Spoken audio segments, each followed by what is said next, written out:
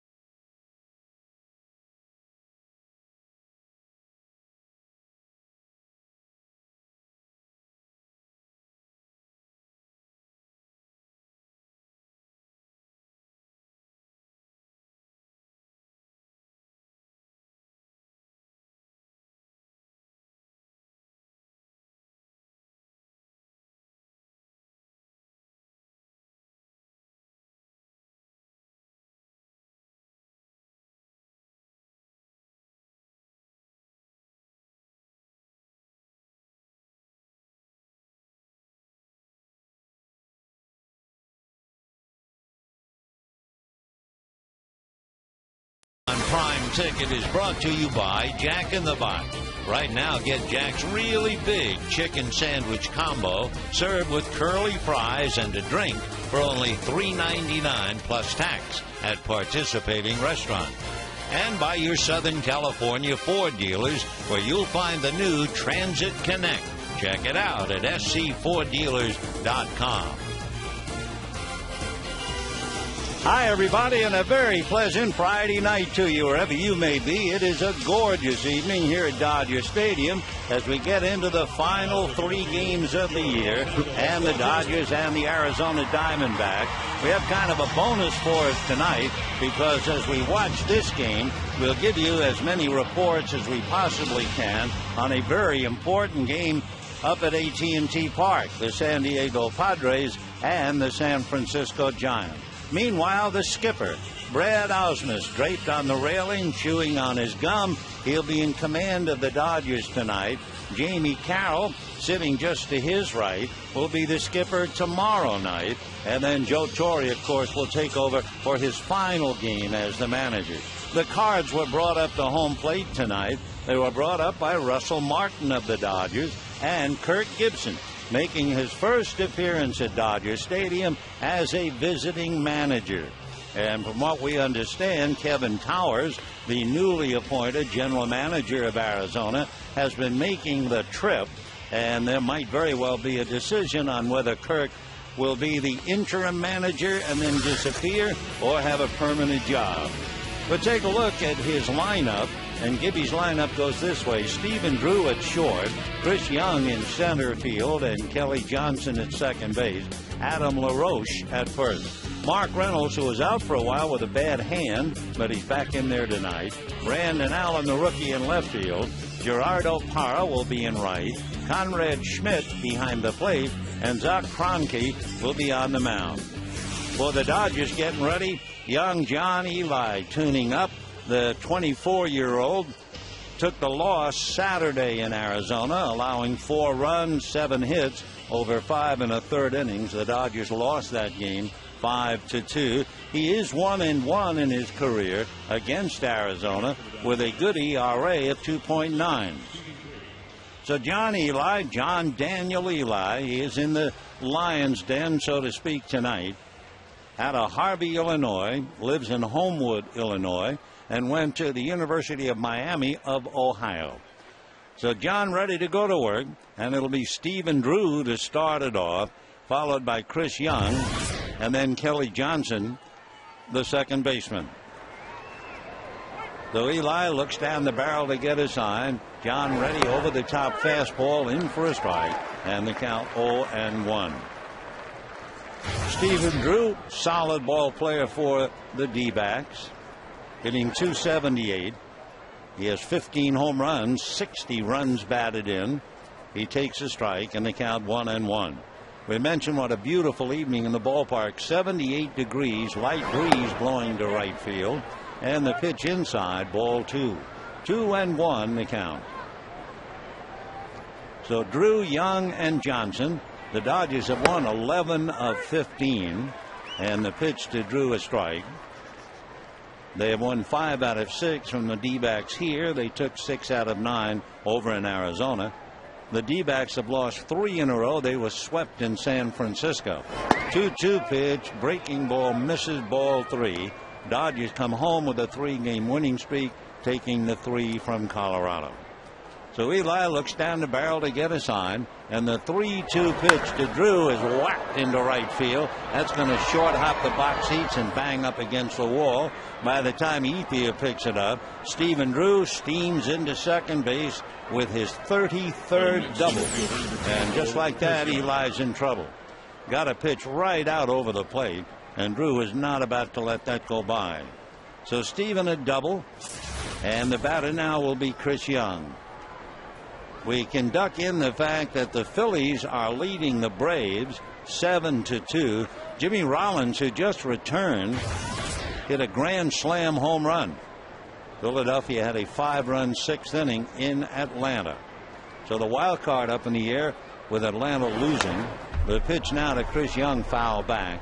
Chris hitting .259, 27 home runs, 90 runs batted in, and in our most recent trip to Arizona, he was sparkling defensively. He was everywhere. 0-1 to the right-hand hitter. Young bent at the knees and waist, and the strike 1 pitch inside at the hands. 1 ball and 1 strike. Up north, that big game, the Padres and the Giants, just about ready to get underway. Clayton Richard for the Padres. Matt Cain on his 26th birthday will take the mound for the Giants. We might duck in a little bit of information about that ball game up there without getting in the way of this one. Here's the 1-1 pitch on the way. Eli delivers, and there's a high fly ball into deep left center. Matt Kemp on the dead run at the track. Reaches up, can't make the play. Drew keeps on going to score on a double off the wall by Chris Young.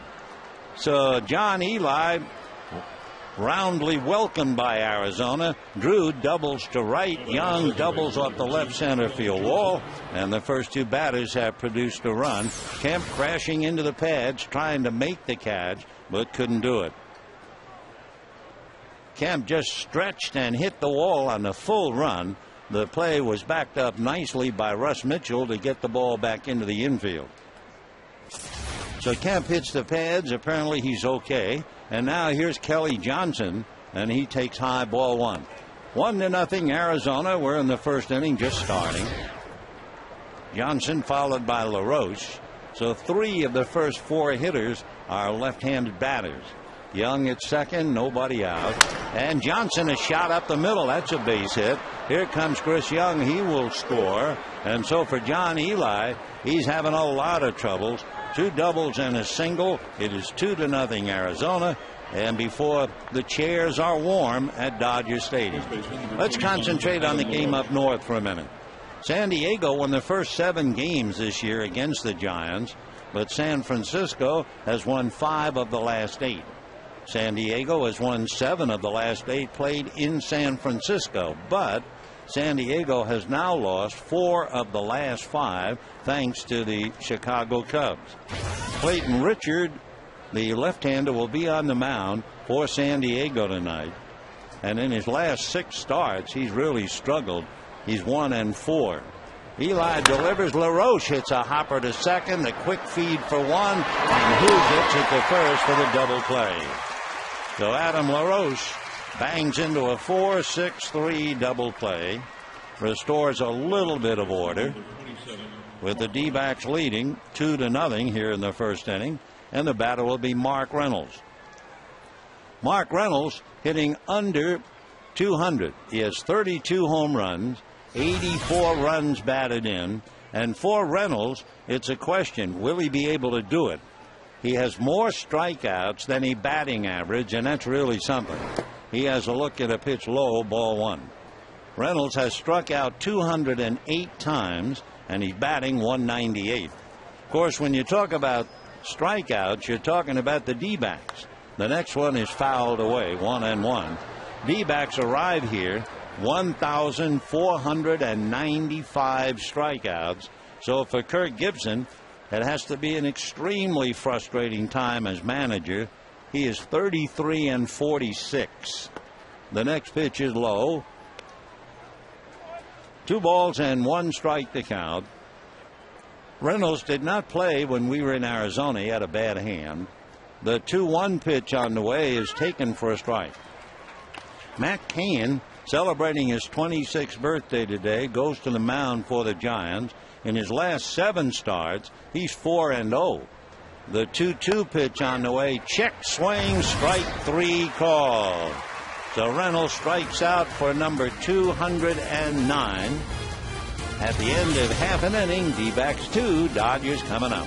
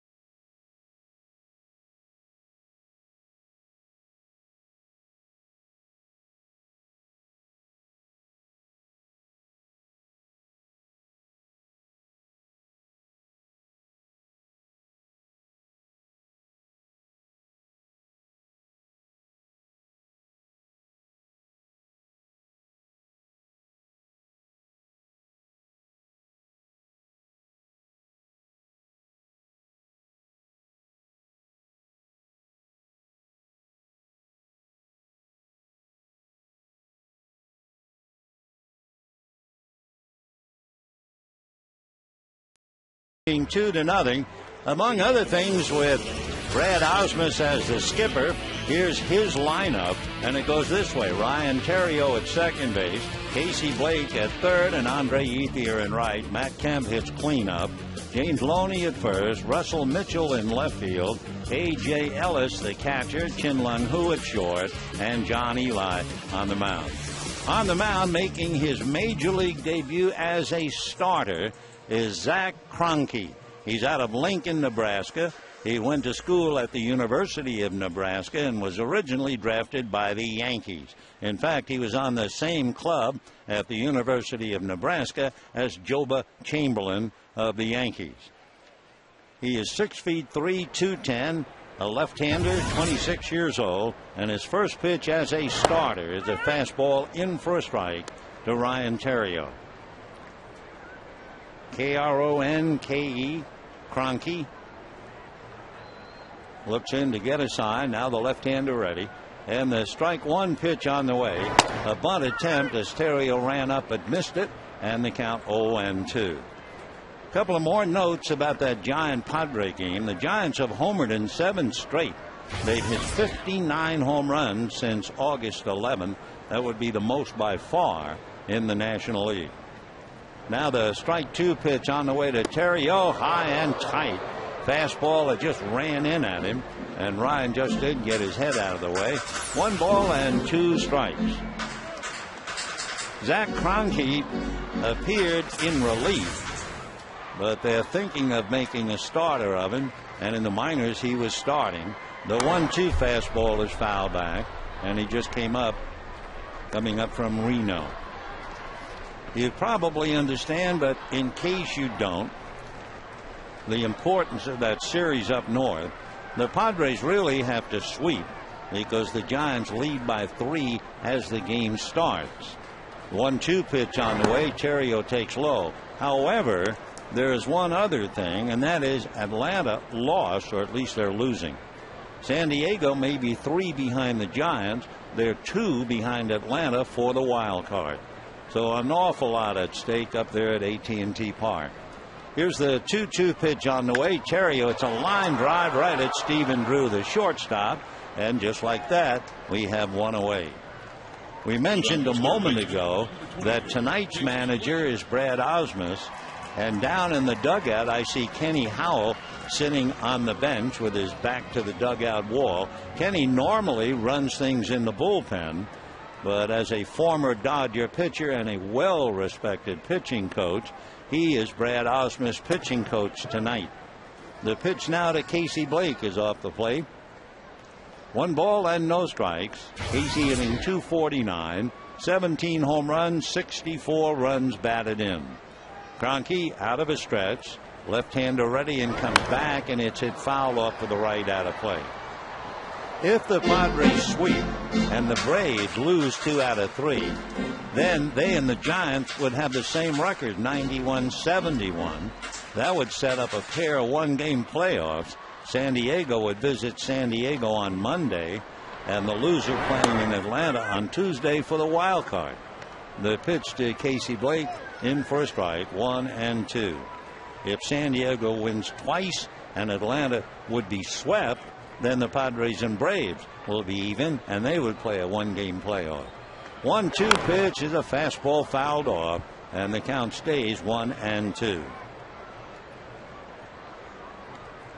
One thing for sure, the Giant pitching has gotten them where they are and figures to make them a very formidable club if they indeed make it into the playoffs. In fact, for San Francisco, the Giants pitching staff's earned run average 1.7 for the month.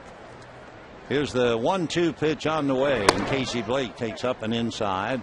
2 balls and 2 strikes. Going back through what they call the live ball era, that would be 1920. The Giants are in it once. The Dodgers were in it twice. Here's the 2-2 pitch. Hard ground ball to the right side off the glove of a diving Kelly Johnson on out into right field. So Casey Blake comes up with a base hit with 1 out here in the first inning, and Andre Ethier coming up. The great pitching staffs in September. The Dodgers staff of 1965 had an earned run average of 1.5, if you can imagine that. 1.5. So the Giants have been right up in very exceptional company, and we will keep an eye on it as that ball game is now underway. Meanwhile, 2-0 D-backs, first inning, and Andre Ethier at the plate. Kroenke delivers, high fastball swung on and missed, and the count 0-1.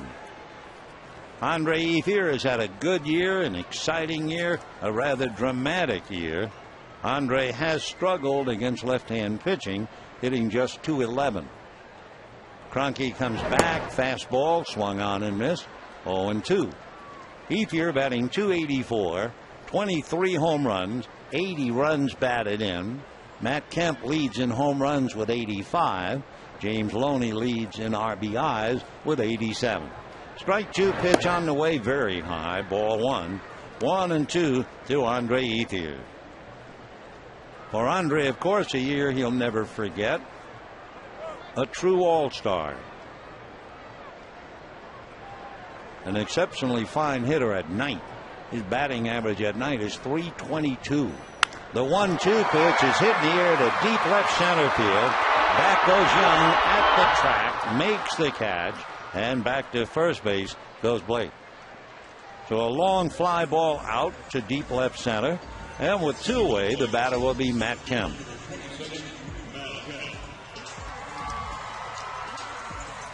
Matt Kemp having a highlight visit to Colorado, hit his 5th grand slam.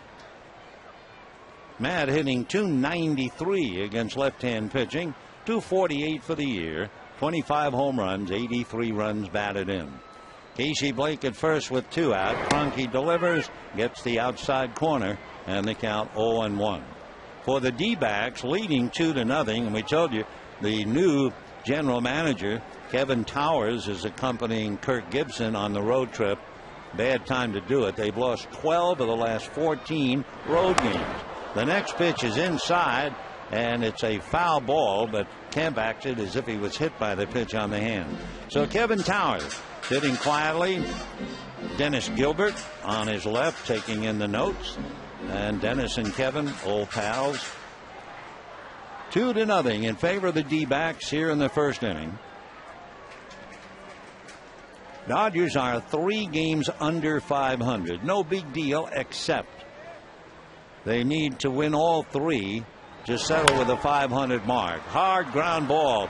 Diving stop by Reynolds makes the force play on Blake, and that's that. No runs, 1 hit, 1 left, and at the end of an inning, D-backs 2, Dodgers nothing.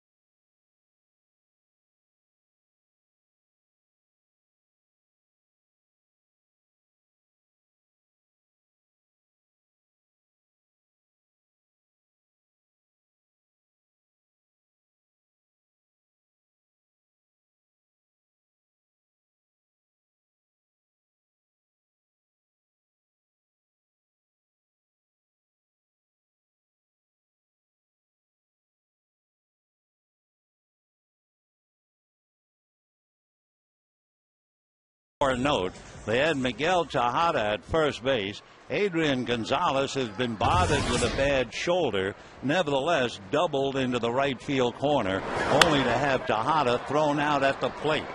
Brandon Allen hits a fly ball. Matt Kemp takes over and makes a catch. So 1 pitch and 1 away in the second inning.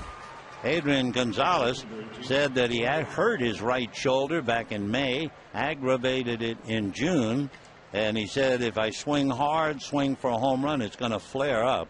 So he has altered his swing a bit, going a lot to left field. But tonight, pulled one into the right field corner for a double, only to have Tejada thrown out on a fine giant relay. Now the batter is Gerardo Parra, and he takes one that we'll take a look, just missed. 1 ball and no strikes. Parra backs off on a pitch that finds the zone, and the count 1 ball and 1 strike. For Parra, he's visited Reno a couple of times. Pulls one on the ground. Back at first is Loney. He'll feed it to Eli coming over. By the way, when we were in Colorado, James Loney made a couple of absolutely magnificent plays. He took an extra base hit from Dexter Fowler, and then he made a play on a ball hit by Ian Stewart with the bases loaded that changed that game dramatically. So the Dodgers won 7-6, but it was Loney who was the difference between the Dodgers and Colorado. So we have 2 down now, and here's Conrad Schmidt. Right hand hitting catcher, bangs one up the middle and collects a base hit. Schmidt hits the bag and holds on at first. He has had just 2 games and no at bats. He had 1 plate appearance and walk. So we'll have to check and see. That might have been his first career hit. Yes, it is. So good for him. Conrad Schmidt, a single up the middle. Zach Kroenke coming up now, right-hand batter. John Eli set at the belt, looks in to get a sign, delivers, and hits the zone for a strike. You know, we talked a little bit about the fact that Arizona sets a strikeout record, and Mark Reynolds already struck out in the first inning. Now you have the pitcher up there, no balls and 1 strike. Eli checks, comes back, and it's swung on and missed. You know, in nearly half of Arizona's games, 70 of the 159, the D-backs lineup has struck out at least 10 times in a game. 0-2 the count. Eli set at the belt.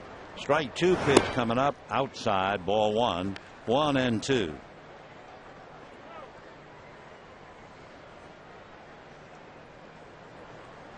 Just checking back to our final game with the Rockies when Ted Lilly pitched so well. 8 strikeouts in that game.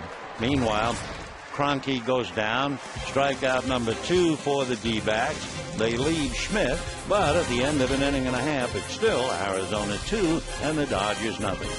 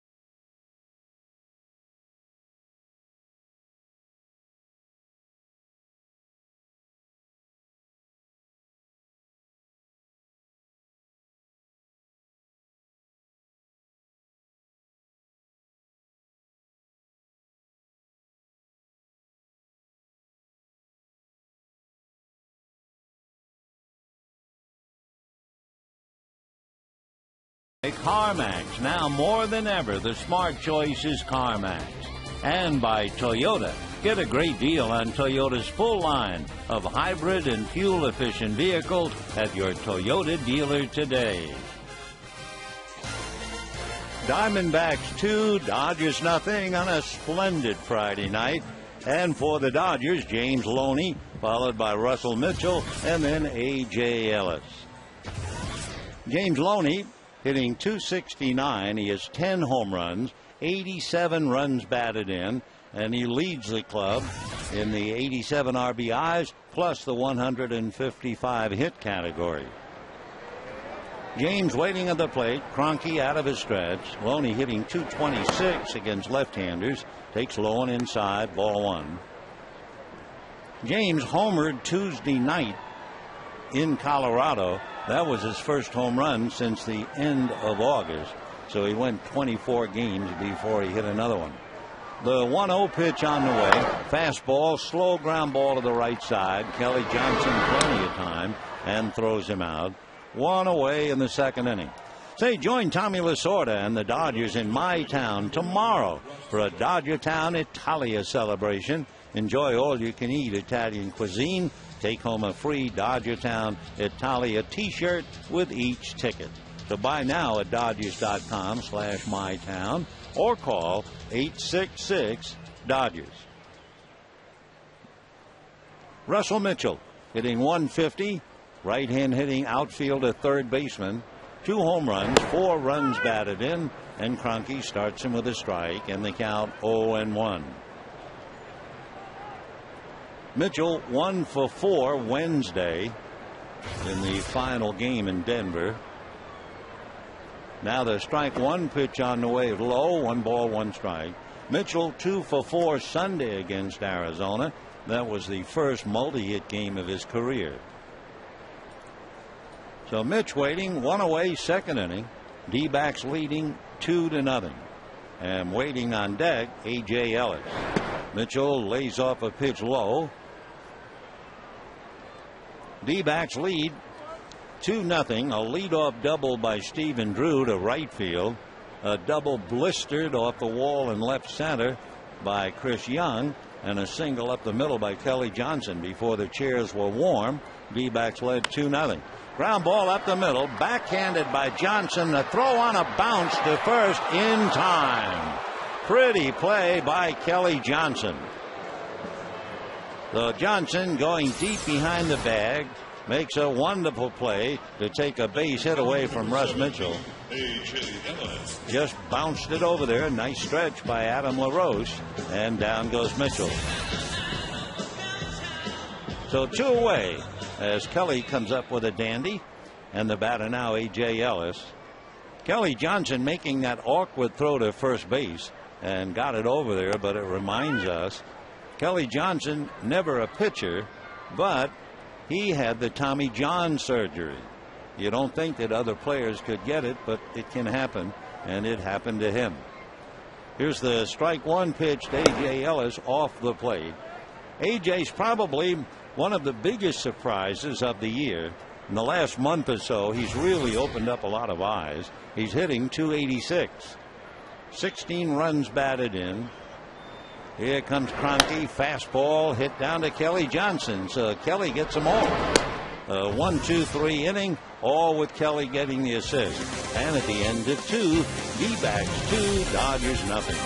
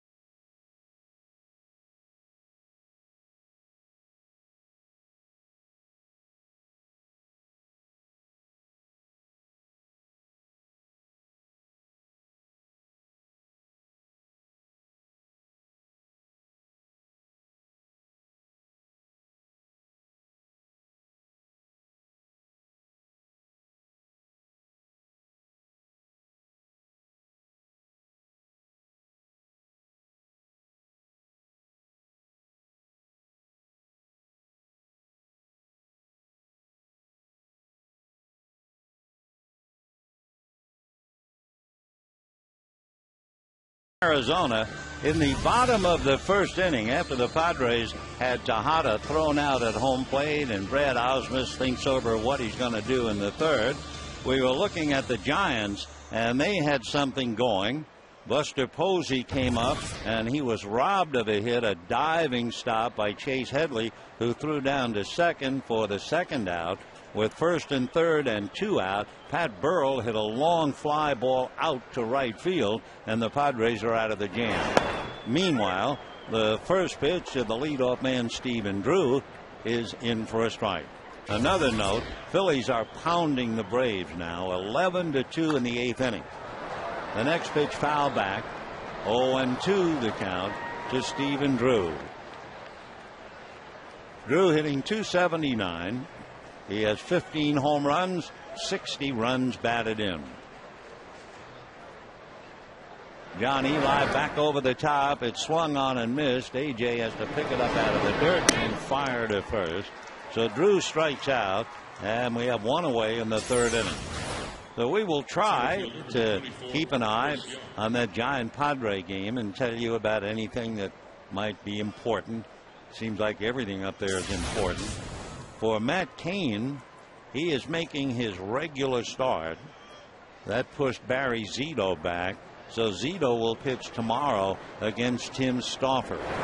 And the first pitch is high, ball one. Of course, if the Giants win tonight, the Padres would be eliminated from winning the division. But they're still very much alive in the wild card. 1-1 to count. They still have a shot since Atlanta is losing 11-2. 1-1 pitch on the way. Young backs off. It's at his shins inside. 2-1 the count. So John Eli trying to settle down. He gave up two doubles and a single to the first three batters. 2-1 pitch. That's popped in the air off to the right of the plate. Coming over is Ellis, but that's well back into the stands. And then kangaroos back another 10 rows. 2-2 the count to Chris Young. Chris Young 1 for 4 yesterday against the Giants, doubled in the first inning today. So he sits safely in 20 of his last 28 games. He takes low in the count, 2 balls and 2 strikes. With 27 home runs, he also has 27 stolen bases. So he's the first player this year to reach 2020, and he gets ball 4. So with 1 out in the third inning, D-backs lead 2-0, and Kelly Johnson coming up. And a reminder, Sunday the Dodgers invite you to the biggest fan appreciation day ever, compliments of Hyundai. That's with more than 15,000 giveaways. For tickets, visit Dodgers.com or call 866-DODGERS. Eli out of a stretch. Young a threat to run at first. And Kelly Johnson at the plate takes one at his right shoulder for ball 1. Kelly had 3 assists in the second inning, and he also had a base hit to drive in Young in the first inning. So he's been busy. Kelly hitting .285, had a huge year, 26 home runs, 71 runs batted in. The 1-0 pitch is inside. Talking about home runs, Ryan Ludwig has just hit a home run to center field up there at AT&T Park for the Padres. Leading off in the second inning, San Diego leads 1-0. Clayton Richard going up against Matt Cain. Here's the 2-0 pitch on the way to Kelly Johnson. There goes Chris Young, and it's foul back. So they turn Young loose. He has stolen 27 out of 34. The only ones who do the running would be Justin Upton, who's out of the lineup, Chris Young, and Kelly Johnson. 2-1 the count. Johnson. John Eli straightens up, set at the belt, back he comes, and Kelly fouls it away off to the left upstairs, and the count stays 2 balls and 2 strikes. Kelly Johnson, formerly in the Braves organization, and I know it hurt Bobby Cox to lose him because Bobby just thought the world of him. But it's the old story. You can't keep them all. Kelly waiting 2-2. Young takes his lead, draws a throw, and goes back on his hands and knees.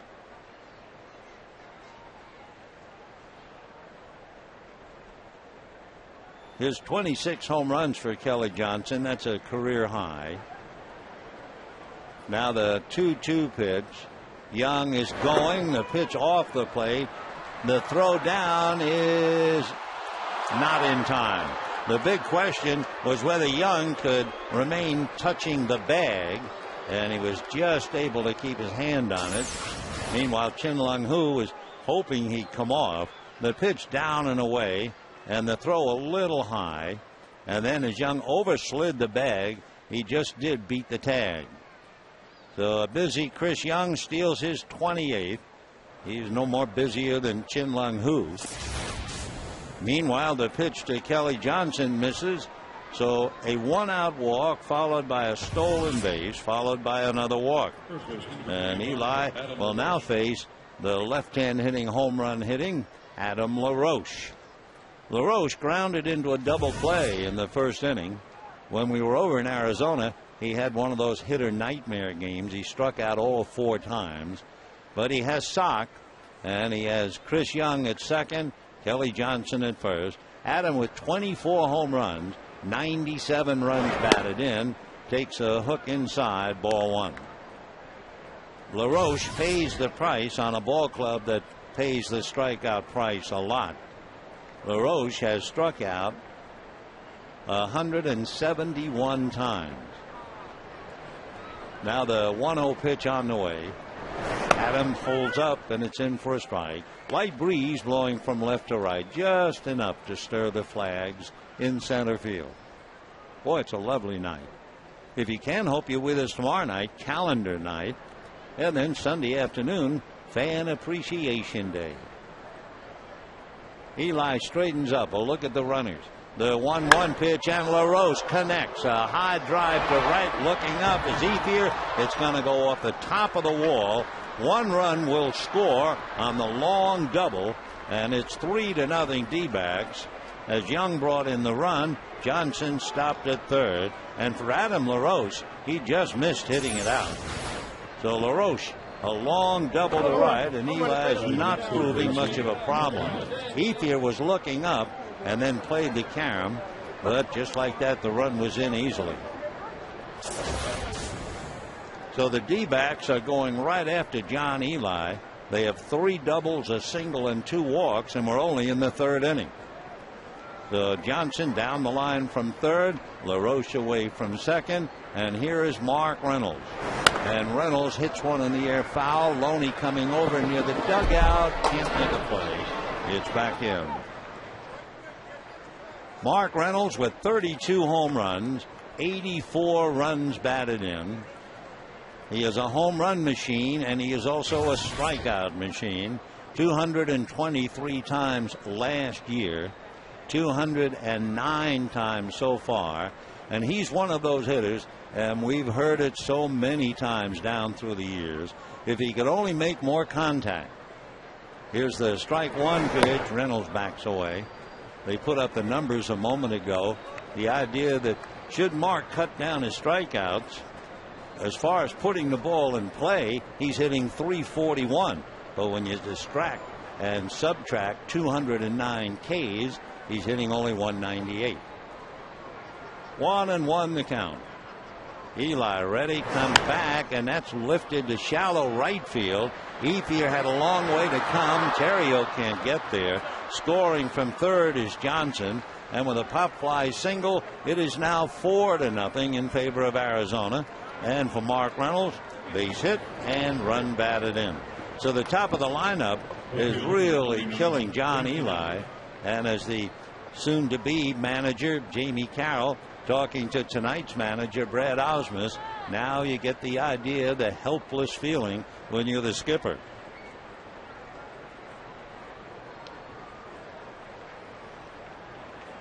Four runs, 6 hits for the D-backs. And here's Allen. Eli out of a stretch, delivers. Brandon whacks it to center. Kemp coming up, makes the catch, tagging up at third, and he will beat the throw is LaRoche. And just like that, it is 5-0 Arizona, and we're in the third inning. So for Brandon Allen, a scoring fly ball. LaRoche brings it in.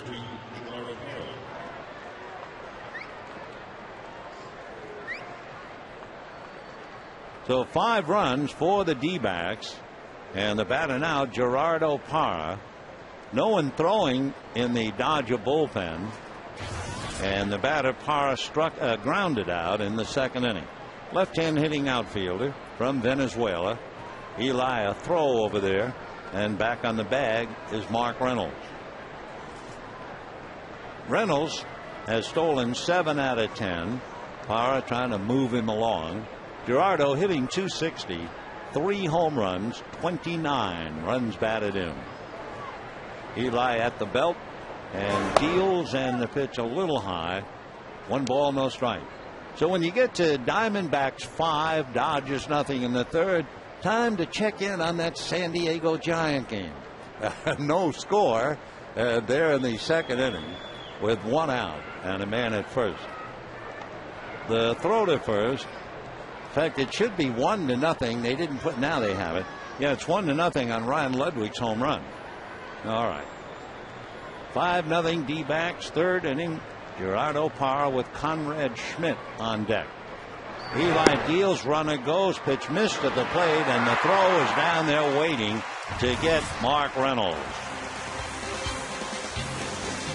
However, the D-backs come up with 3 on a bunch of hits and lead the Dodgers 5-0.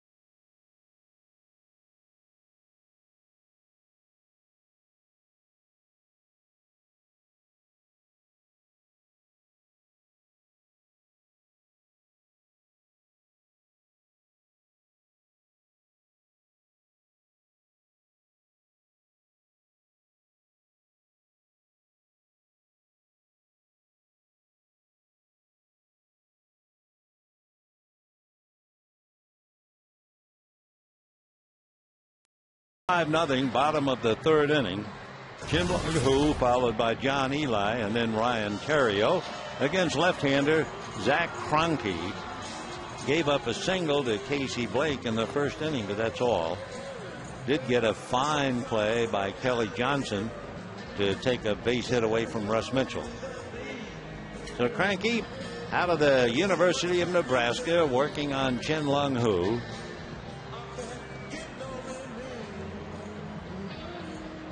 Who batting .200. He has an RBI. Acquitted himself very well on the road with the glove. It has always been the question, however, can he hit enough to play in the big leagues? Right-hand batter. Kroenke looks in, picks up a sign, and here we go. Fastball in at the knees. 0-1 the count. Plate umpire Greg Gibson with Jerry Davis, Alfonso Marquez, and Jim Reynolds in that order. The strike one pitch is taken in the dirt. Greg Gibson, the plate umpire in his 12th year. He's from Ohio, lives in Kentucky. He went to the University of Kentucky. Father of 3 sons. 1 ball and 1 strike. Kroenke comes back way outside and high. Ball 2, 2-1. One thing about Greg Gibson, I'm sure, if you were interviewing him, asking about a memorable game over the last stretch of 12 years. 2-1 pitch to who? Hit in the air to left field. Late start by Brandon Allen, but he still goes back and makes the catch. 1 away.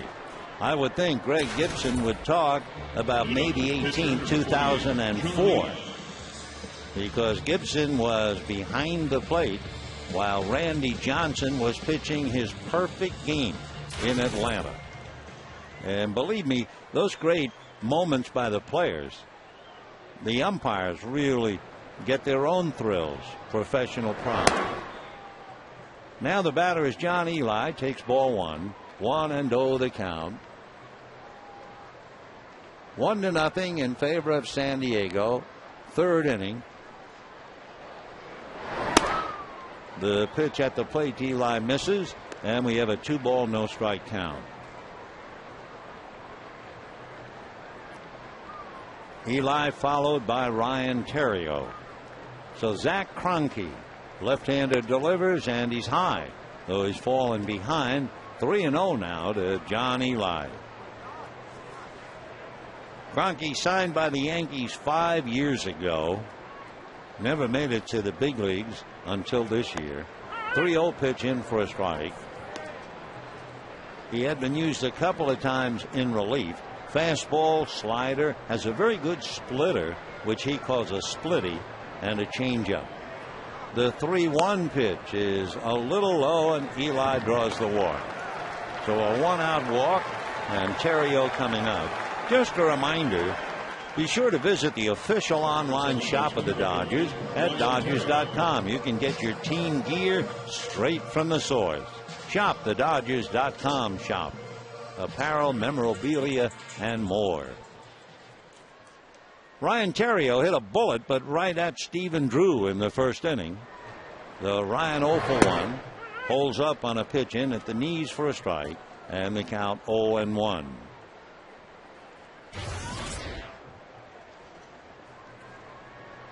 At Reno, where Kroenke made 9 starts and a lot of relieving, he was 7-3. He's way outside again. 1 ball and 1 strike to count. Zach Kroenke, Kroenke, out of Lincoln, Nebraska.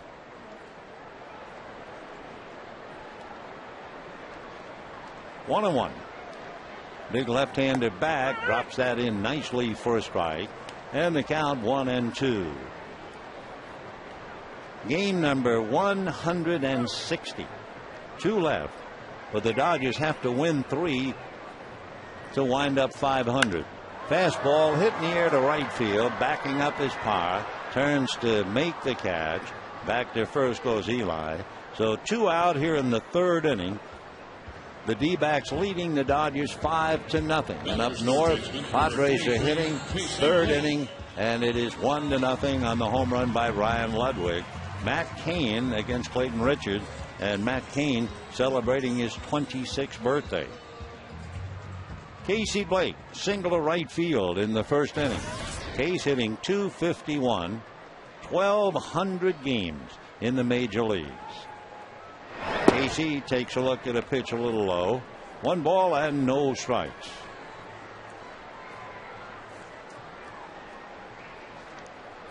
Remember Blake early in the year when he shaved off the beard, clean shaven, the 1-0 pitch, and that's low, ball 2. Shaved it off, looked a good 5 to 10 years younger, but he wasn't hitting. The old Samson idea, I guess. So he let the beard grow and immediately began to pick up his hitting again. 2-0 the count to Casey Blake. Now the 2-0 pitch very high. So Kroenke has walked 1 and he is 3-0 to Blake. 2-0 D-back, 5-0, 2 in the first, 3 in the third. And Casey might be green lighted 3-0 just to get 2 in a hurry. The 3-0 pitch is taken for a strike. 3-1. 5 runs, 6 hits, no errors for the D-backs. No runs, just Casey Blake single for the Dodgers. Now the 3-1 pitch. Kroenke delivers a hopper, a diving stop by Stephen Drew, turning it into a force play.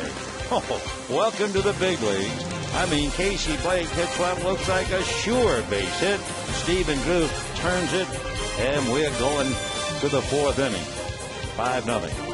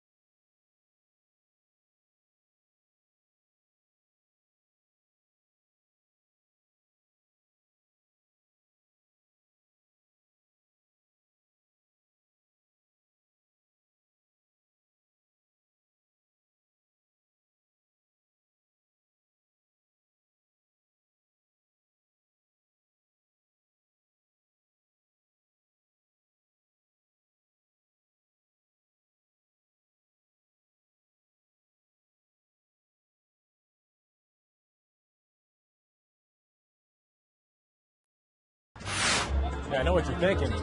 You're thinking, Gibby outmanaged me that inning. But the inning's not over.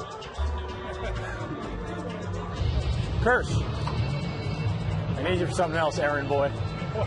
Go in Honey's locker and see if he's got the pitch count clicker and give it to Borgie. Thanks. I said, hey, errand boy. Comes back at 7%. Go get me a soda. Not allowed to argue. You're not? That was the caveat, huh? Well, you're down in the locker room, and right at the end of it, Brad Osmus visiting with the players, talking about kidding them. When he mentioned, I'm not allowed to argue, that's a caveat. Apparently, in taking over, he is not allowed to go out on the field and argue a play with the umpires. And there was definitely an arguable play on the Chris Young stolen base.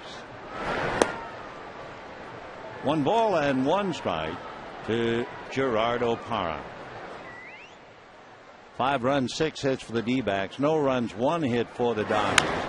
Although you didn't see him really on camera, you heard Brett Ausmus say, hey, errand boy, go back to Honeycutt's locker and get the pitch count. And the errand boy, yeah, there's the errand boy, Clayton Kershaw. And a very good-natured guy who doesn't mind the ribbon. 1 away. The batter will be Conrad Schmidt, the young catcher who picked up his first major league hit in the 2nd inning.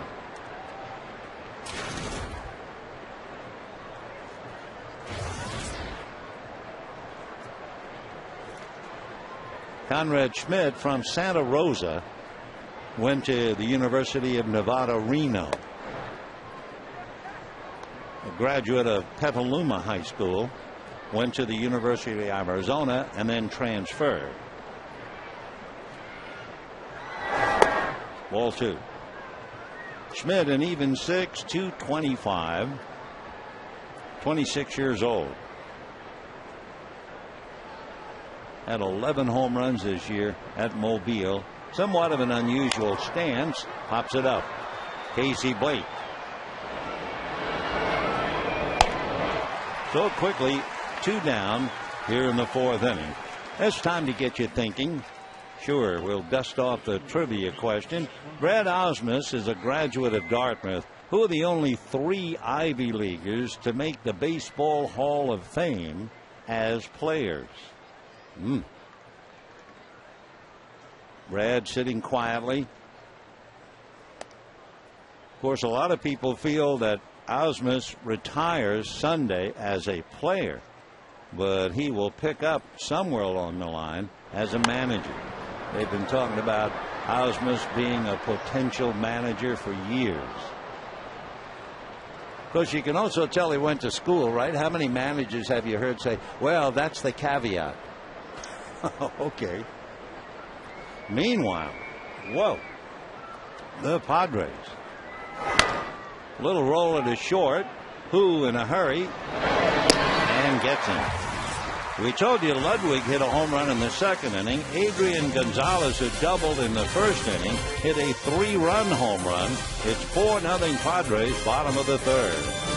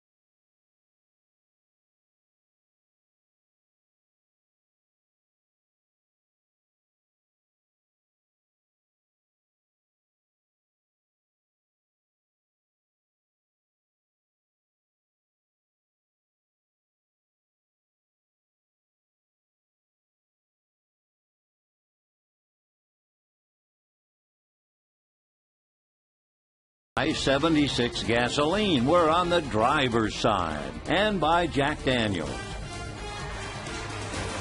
Bottom of the 4th inning, 5-0 D-backs. And Zach Kroenke has nothing to be cranky about. The D-backs went right after John Eli. Stephen Drew doubled, Young doubled him in, Johnson singled him home. And then in the 3rd inning, there were 2 walks, LaRoche doubled, Reynolds singled, 3 more went up on the board, and it is 5-0 Arizona. Meanwhile, as we told you, the Padres have jumped out to a surprising 4-0 lead in the 3rd inning up at AT&T Park. The Phillies are pounding the Braves 11-5. Charlie Manuel had all of his regulars except Shane Victorino in the lineup tonight. So Ethier, who has always done well against Arizona, will start off the 4th. Foul ball, 0-1. Tomorrow night, Chad Billingsley will be on the mound for the Dodgers. Chad will go up against Joe Saunders. And then Ted Lilly will pitch the final game of the year against Rodrigo Lopez. Hello. 1-1. For a minute there, I thought Ethier might get upset. Great control.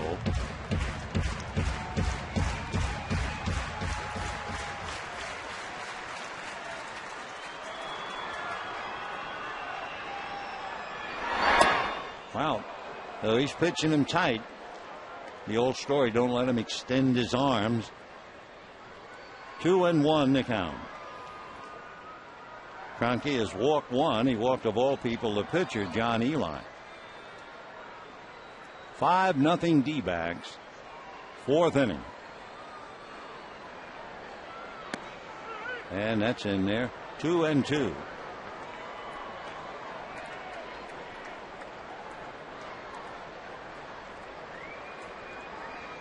Last time the Dodgers had a losing season was back in 2005.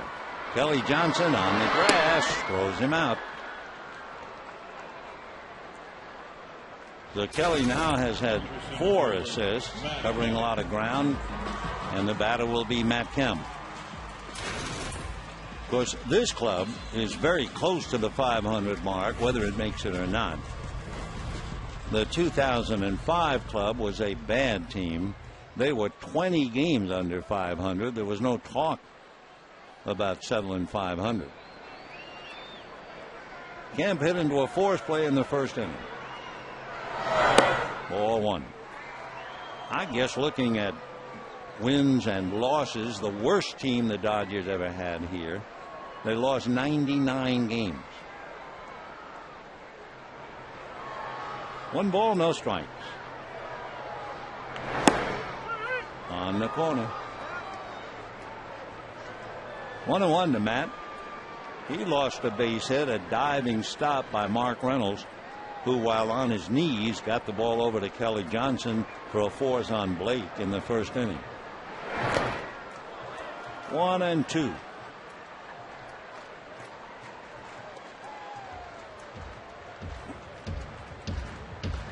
Matt hitting .248, 25 home runs, 83 runs batted in.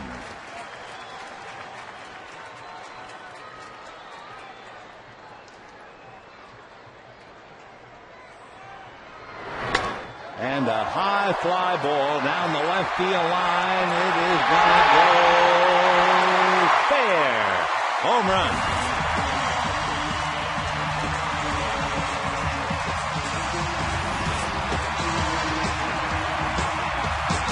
Matt Kemp, a towering fly ball home run just inside the foul pole, gives him 26 home runs, 84 runs batted in.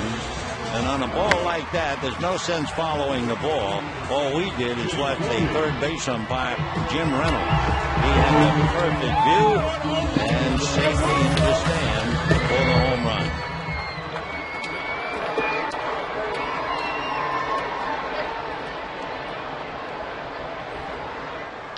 So Matt has homered in 3 straight. 26 home runs equals up from what he had last year.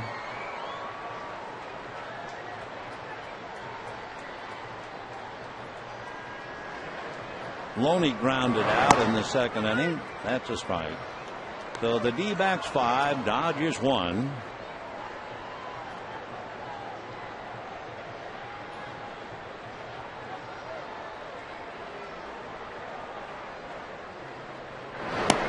And that'll be that. So Loney 0-2 takes a fastball and walks back to the bench. That for Kroenke would be his first strikeout. And the batter now will be Russ Mitchell.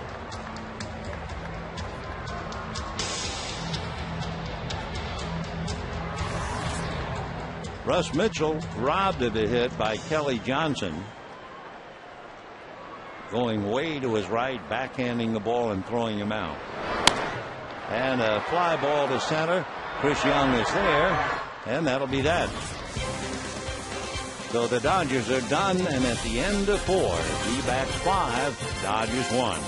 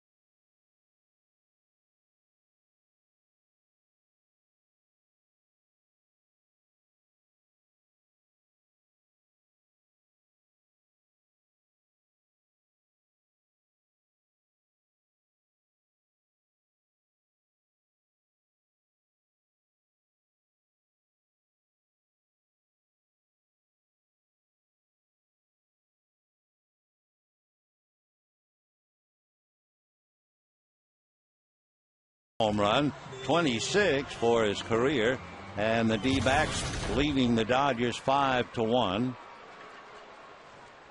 The Phillies have defeated the Braves 11-5, and San Diego leading the Giants 4-0. Change stays up. Ball one to Stephen Drew. Drew made the defensive play in the third inning on the ball hit by Casey Blake.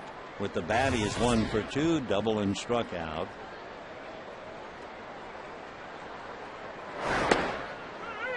To figure out, Philadelphia beats the Braves.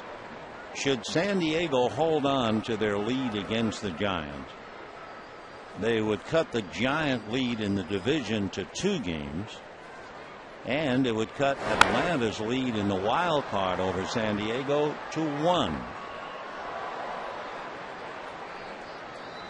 Well, the old story, it's not over till it's over. San Diego, of course, trying to win 3 in a row at AT&T Park. And we'll repeat a couple of things that we mentioned earlier. Ball 3.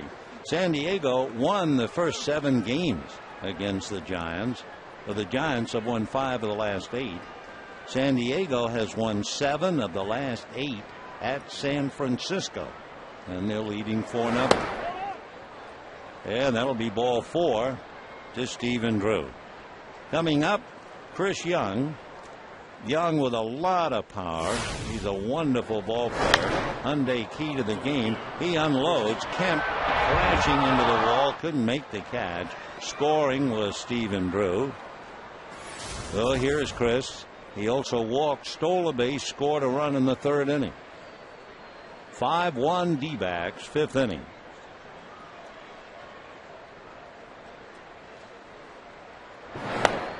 Strike. For the D-backs, 5 runs and 6 hits. They have 3 doubles, a couple of singles. Dodgers have the home run by Matt Kemp. 0-1.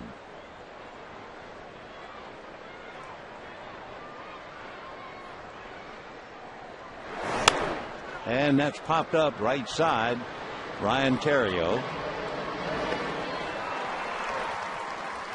So 1 away as Young tries to go the other way. Well, it's time to answer the trivia question. Who are the only 3 Ivy Leaguers to make the Baseball Hall of Fame as players? And they are Lou Gehrig, Eddie Collins, and Jim O'Rourke. Gehrig and Collins went to Columbia. O'Rourke went to Yale Law School. Gehrig also played football at Columbia.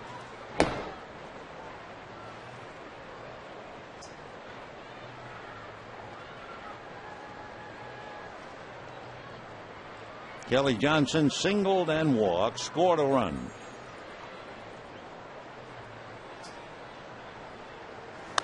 Hard foul ball.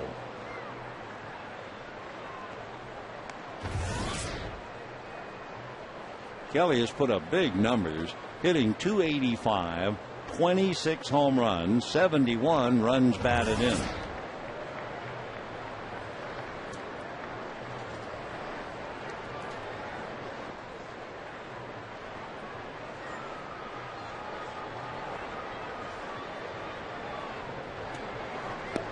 Change, and he was way out in front of that slow curve. 0-1. The Giants had something going in the third inning, but Clayton Richards got Buster Posey on a fly ball to right field to end it. Though it is still 4-0, and they're in the top of the 4th inning. Padres.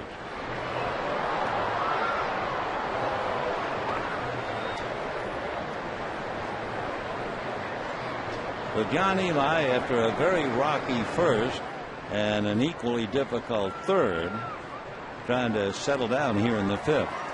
He has 1 out. He has walked Drew, and an 0-2 count to Kelly Johnson.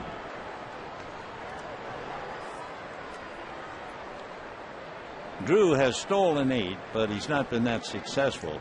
8 out of 13. Matt Williams coaching at first. Joel Youngblood over at third. 0-2 to Kelly.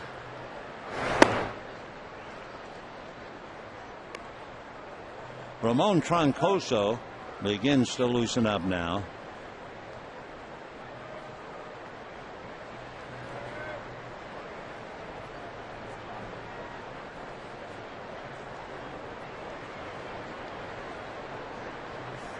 Foul back. Kelly Johnson is an interesting study when you look at his numbers. He has walked 78 times, but like everybody else on this club, strikes out a ton, 144.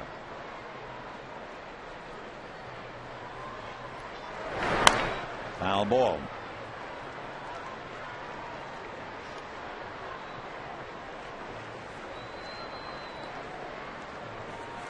Kelly out of Austin, Texas. He was the #1 pick by the Braves 10 years ago. 6'1", 205 pounds. Drew at first. One out. There he goes. And the pitch in the dirt gets away from A.J. and down to second base. It'll be a stolen base because he was going on the pitch. So Stephen Drew picks up the steal. For A.J. Ellis, kind of an awkward way to use his glove on a pitch in the dirt. He tried to backhand the ball instead of perhaps just trying to push it out in front of the plate. But Kelly Johnson waiting now on a 2-2 pitch. Little chopper. Here comes Casey. Gloves it. Throws. Gets him. And with the ball hit ahead of him, Stephen Drew had to stay at second base. And the batter will be Adam LaRoche. San Diego leading 4-0 in the top of the fourth inning. And Matt Stairs has just homered against Matt Cain. A solo shot to right field. So San Diego has a home run by Ryan Ludwig with nobody on. 3-run home run by Adrian Gonzalez and a solo job by Matt Stairs, and they're breezing 5-0 behind Clayton Richard. 0-1 to Adam LaRoche. Tomorrow, if indeed the Padres win tonight, and it's another must game, Tim Stauffer will be on the mound for San Diego, and Barry Zito will be on the mound for the Giants. 0-1. 0-2.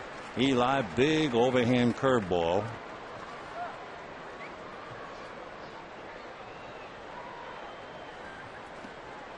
Eli has struck out 3.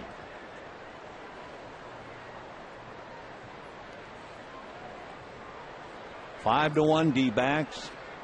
Fifth inning. Stephen Drew at second with 2 out. LaRoche grounded into a double play and doubled to drive in a run.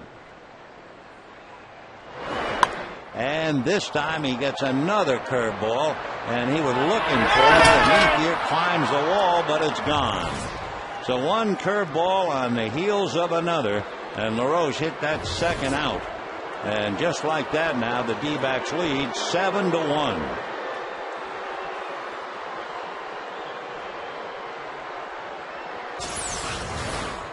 Brad Osmus on the steps in front of the Dodger dugout.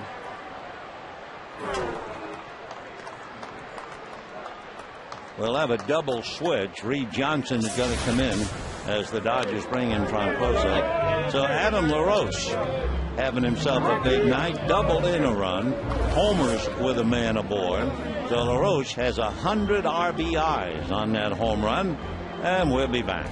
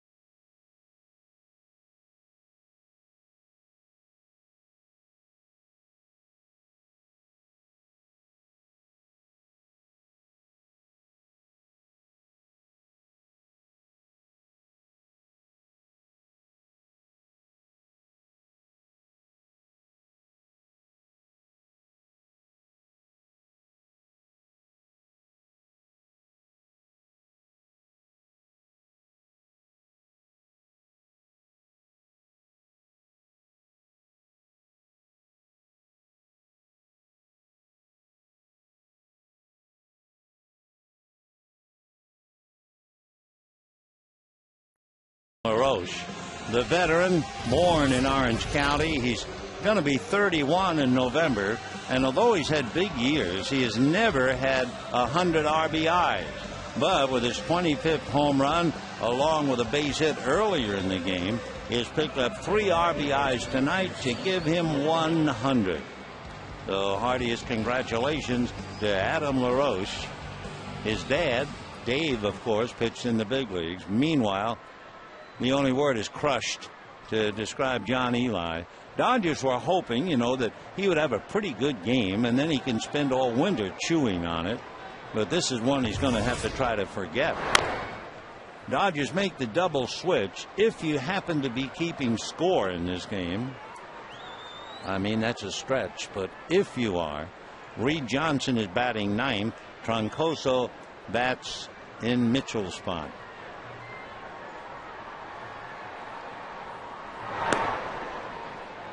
One and one. Mark Reynolds has struck out and singled. So with 2 out and Drew at second base, they went after LaRoche and he hit the home run. Now you have Reynolds, who has struck out and singled.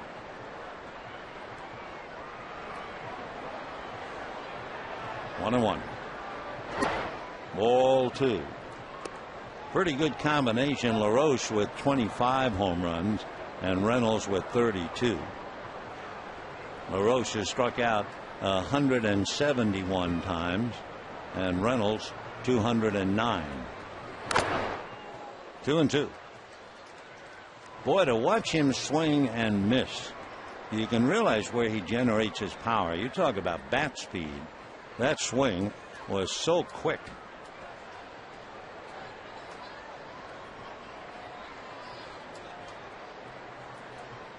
Two and two.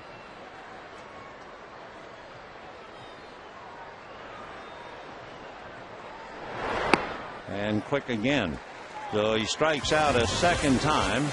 He has now struck out 210, but remember last year 223. And it is 7-1 D-backs.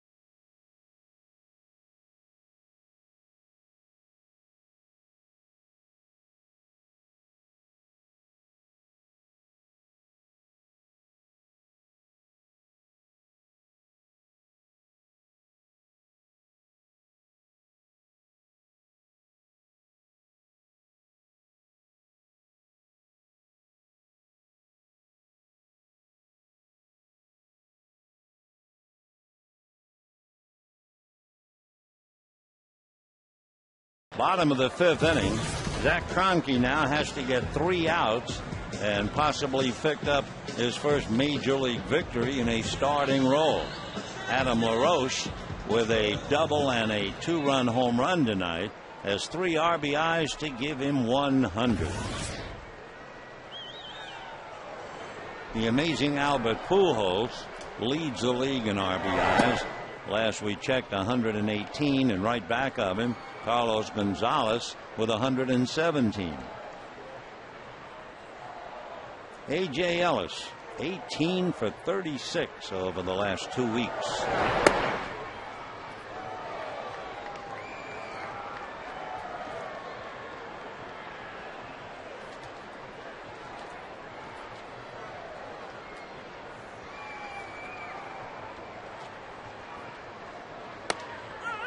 That's a strike. 2-1.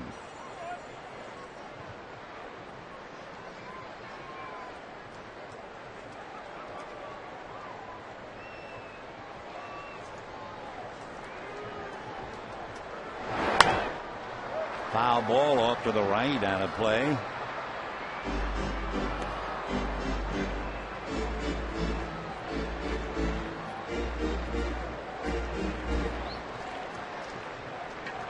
A.J. Ellis grounded out in the second inning.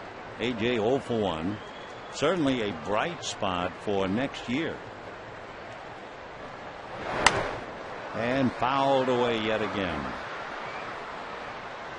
It was a 90-mile-an-hour fastball. He couldn't quite catch up to it. Zach Kroenke.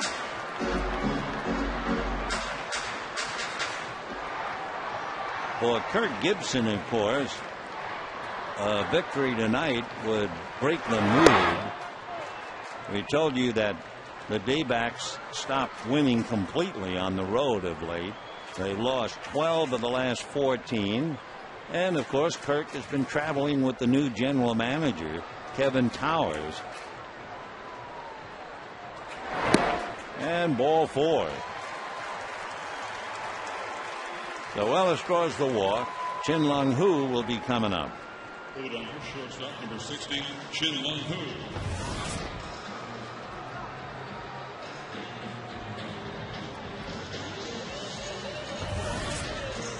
Chin Lung Hu flied to left field in the third inning, 0 for 1. The boy from Taiwan. He and Hung Chu Kuo, they have plenty to talk about. Fastball, a hopper to Drew, gets it to Johnson, turns it to LaRoche. And just like that, 2 down.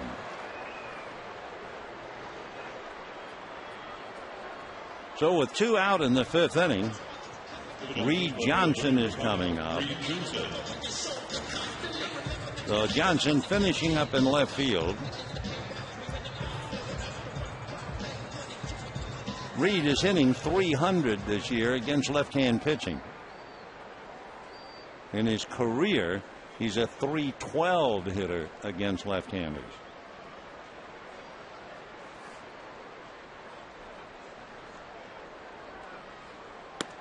Fastball missed, ball 1.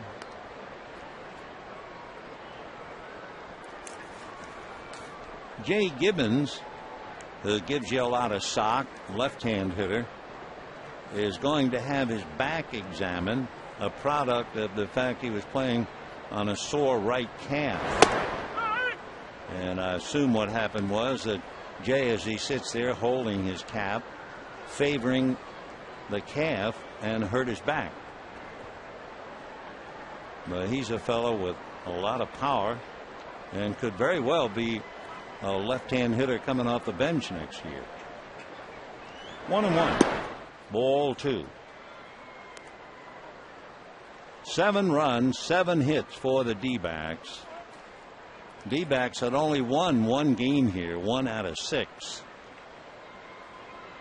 Dodgers 1 run, 2 hits, a home run by Matt Kemp. And that's going to go right at Kelly Johnson. He must have a magnet in the glove. Seems like all the balls are hit to Kelly. And at the end of 5, 7-1 D-backs.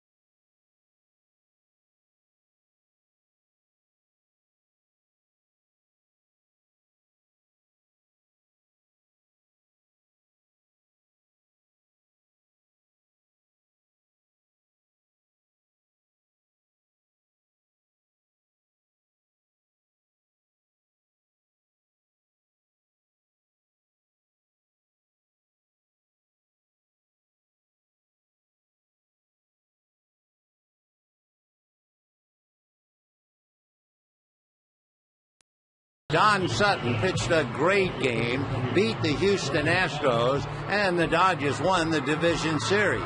They then moved on and defeated Pittsburgh and went on to the World Series against Oakland.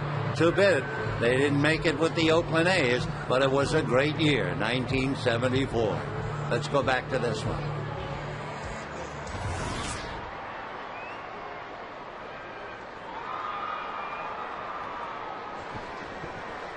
Ramon Troncoso ready to go to work.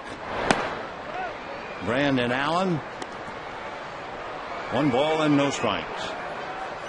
Padres are holding on to that 5-0 lead in the 5th inning. And David Eckstein just got a base hit. 7 runs, 7 hits for Arizona. 1 run, 2 hits for the Dodgers. Troncoso in relief of John Eli, who lasted 4 2/3 and gave up 7 runs, 7 hits. For Eli, he was haunted by the extra base hit, 3 doubles and a home run. Brandon Allen hitting .263. Fouled off. Allen, just by his very size, you know he has a lot of power. And they're hoping that that will certainly develop. He's out of Conroe, Texas, lives in Montgomery, and went to Montgomery High School. He had committed to the University of Houston. He was quite a football player. Ground ball to the hole by the diving Terrio. Brandon Allen is 6'2", 235, and he was an excellent linebacker, and he played the outfield in college, and he was able to punish a baseball, so he signed with the White Sox. Didn't really go anywhere with Chicago, and he made it to the D-backs briefly last year. So Allen aboard, and here is Parra. Ball 1. 7 runs, 8 hits for Arizona. 1 run, 2 hits for the Dodgers. Parra 0 for 2.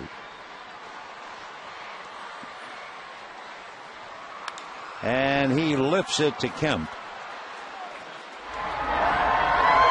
So 1 away with Allen holding and Conrad Schmidt coming up. You know, tomorrow the Dodgers take on the D-backs, and the first 50,000 fans receive a Dodger team photo calendar featuring the 2011 regular season schedule. That'll be presented by the Hart Gallery. For tickets, visit Dodgers.com or call 866-DODGERS. So here's Conrad Schmidt, single fouled out, 1 for 2. Wide open stance, and then he steps in.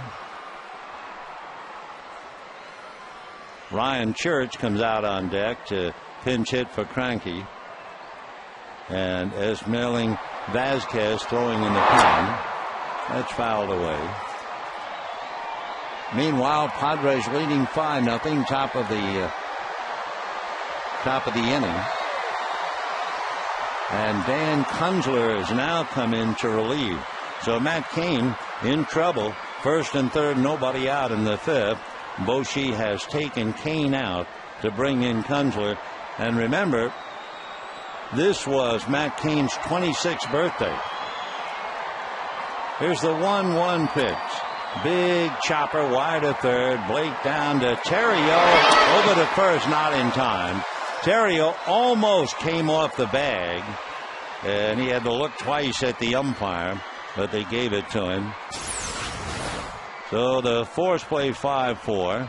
Schmidt safely aboard, and Ryan Church will come up. So Cranky, who's been in relief, but he did go the required 5. So Zach can pick up a victory, and here's Church.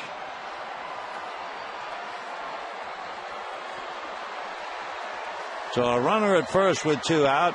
Zach Kroenke getting handshakes for going to 5. And ball one. Big moment in a young man's life. He'd been a reliever, then started the start for Reno, so they brought him up. And his first big league start, he allows 1 run in 5 innings. Fouled away. Ryan Church has been around a bit. He's out of Santa Barbara, went to the University of Nevada, and lives in Florida. Originally signed with the Indians, but made it with the Expos. Spent a few years with the Nationals, then the Mets, the Braves, Pirates, and now Diamondbacks. 1-1.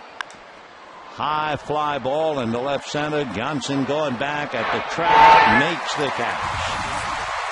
So Church a long out to left. No runs, 1 hit, a man left. And for Zach, he's going to walk off hoping he's picked up his first major league victory.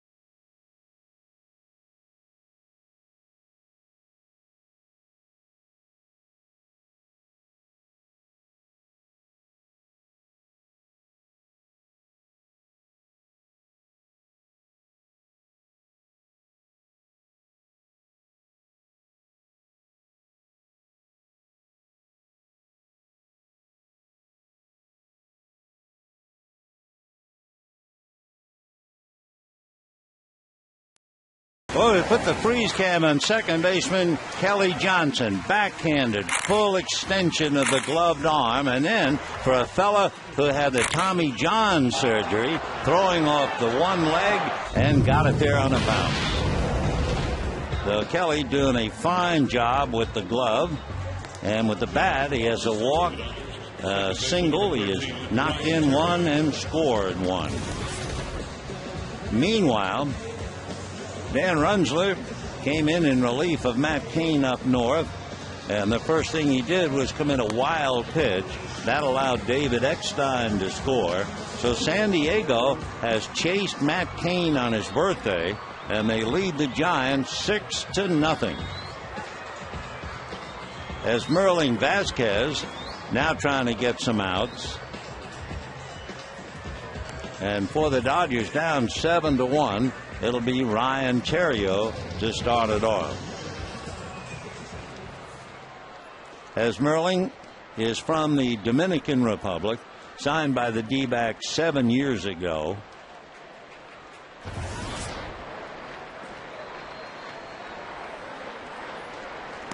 Ball 1.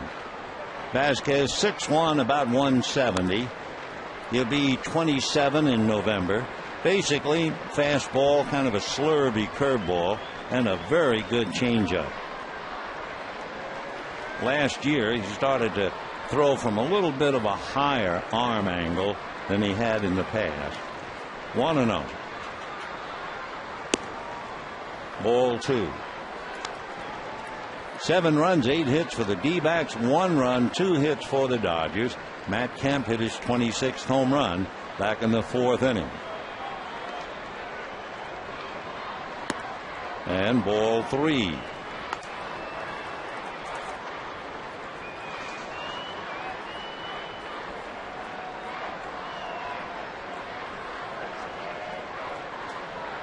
Last year, left-handers hit just 196 against Vasquez.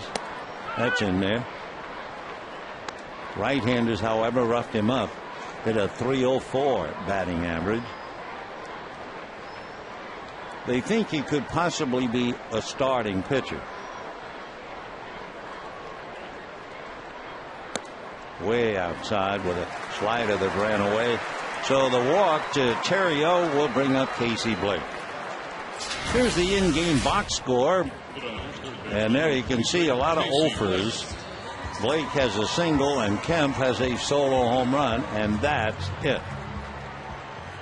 So Zach Kroenke did very well in his 5 innings in pursuit of his first major league victory in a starting role.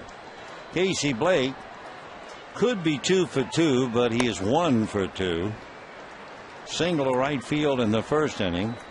Drilled a shot and a diving stop by Mark Reynolds, and Mark, while on his knees, got the ball to Johnson for a force play.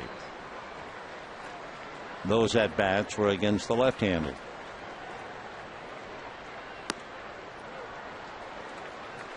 So Vasquez comes in, misses on 4 to Theriot, and now falls behind. 2-0 to Blake.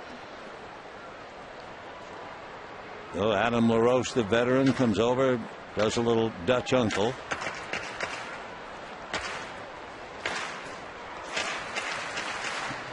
One of the high points in Vasquez's life was also one of the saddest points in his life. He's a kid who, naturally growing up in the Dominican, baseball crazy, and he dreamt of being a major league player. And one of the dreams his mother had in listening him to talk about how much he wanted to be a big leaguer, when he signed with the Diamondbacks, they both thought a dream would come true, only to have his mom die about 5 weeks after he signed. So she never saw him play, but he was fulfilling 2 dreams, and here he is. Esmerling Vasquez. 3-1. And ball 4. So the Dodgers have a chance to get something going now. And in looking at Vasquez, just to see what kind of numbers he brought to the game, walking 45 plus 2, so 47 walks, 64 strikeouts, and immediately they back him up with Carlos Rosa, a right-hander. So obviously he's fighting control. And timeout now.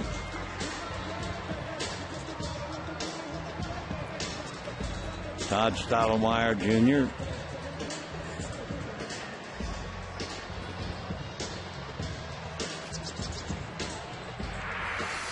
So first and second on walks. Nobody out. 6th inning. D-backs 7.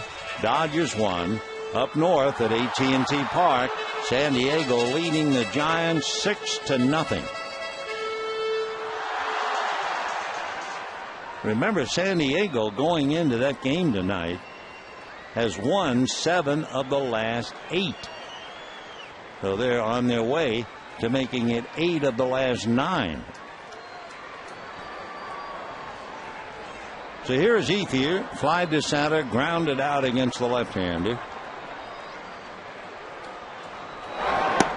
Ball 1.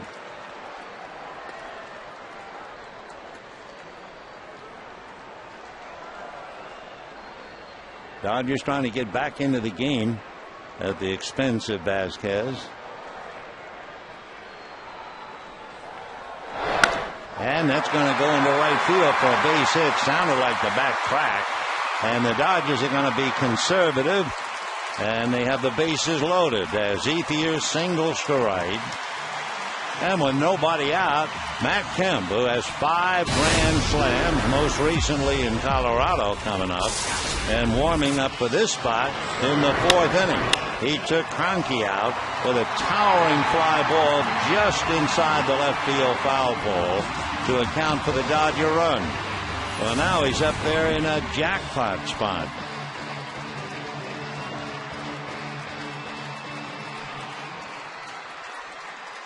So the Dodgers get a break. couple of walks and a base hit, and Kemp trying to get them back into the game. And that hit him, so the run scores.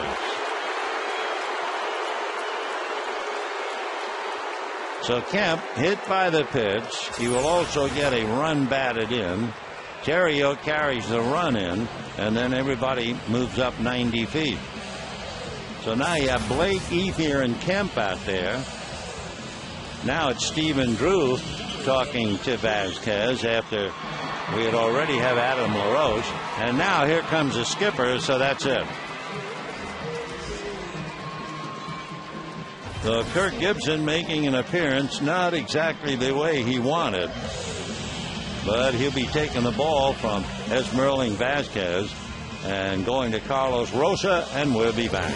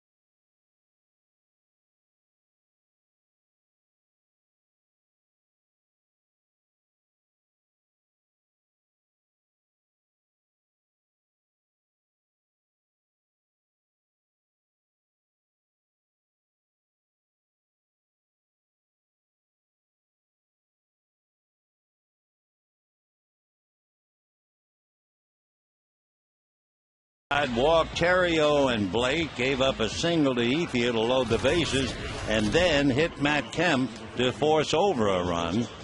So the D-back lead is 7-2, and now they give the ball to Carlos Rosa. Right-hander, 26 years old. Another Dominican from San Francisco de Macorís.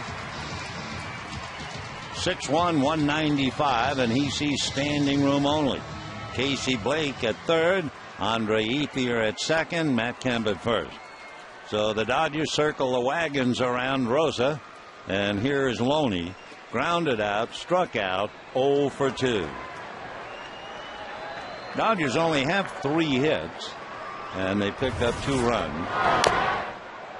0-1 to James.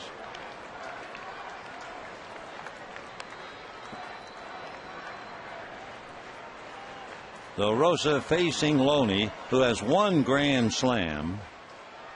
4 years ago, he homered against Byung-Hyun Kim in Colorado. 0-1. And a strike. 0-2.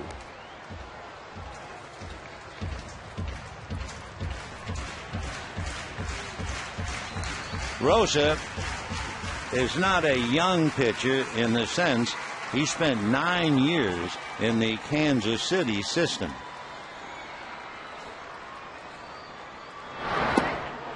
Off the plate. 9 years in the system. He was in 2 games 2 years ago, 9 games last year. So 9 years, and the result, 11 games in the big leagues. 1-2. And a slicing fly ball, curling foul, and out of play. A trio of D-backs over to take a look, but that's all.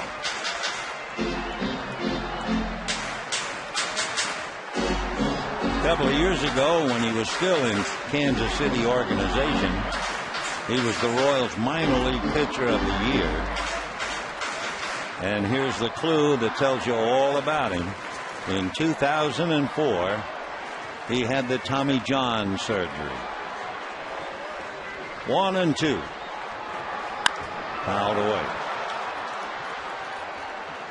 I think the surgery is misnamed. The patient, Tommy John, it's easy to say, or TJ, but it's the surgeon, Frank Jobe. But it's a lot easier to say TJ. 1-2 the count to James Loney. Nobody out, bases loaded, D-backs lead 7-2.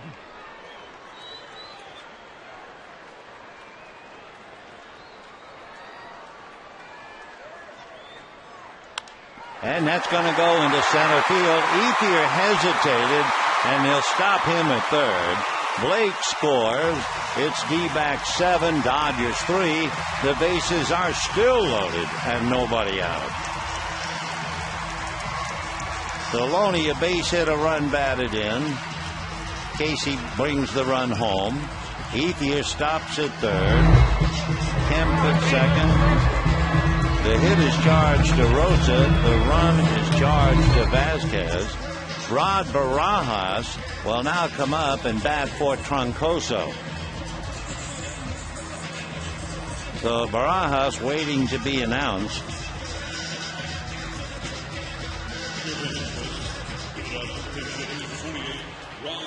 You wonder the thoughts of the brand new general manager, Kevin Towers.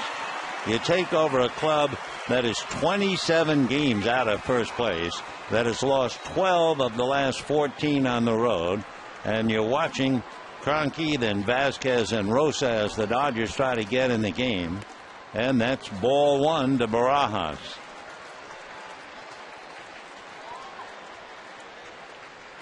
So Carlos gives up the single.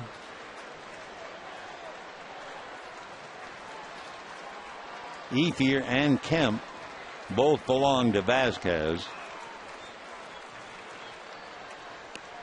And that's low. 2-0. Rod Barajas has 4 grand slams. He hit one last year.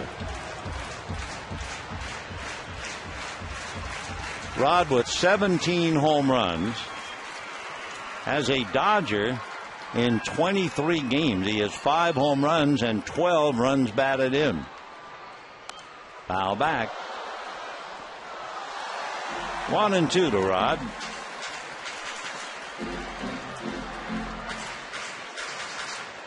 Boy, a lot of nervous energy expended, no matter how many years you play the game.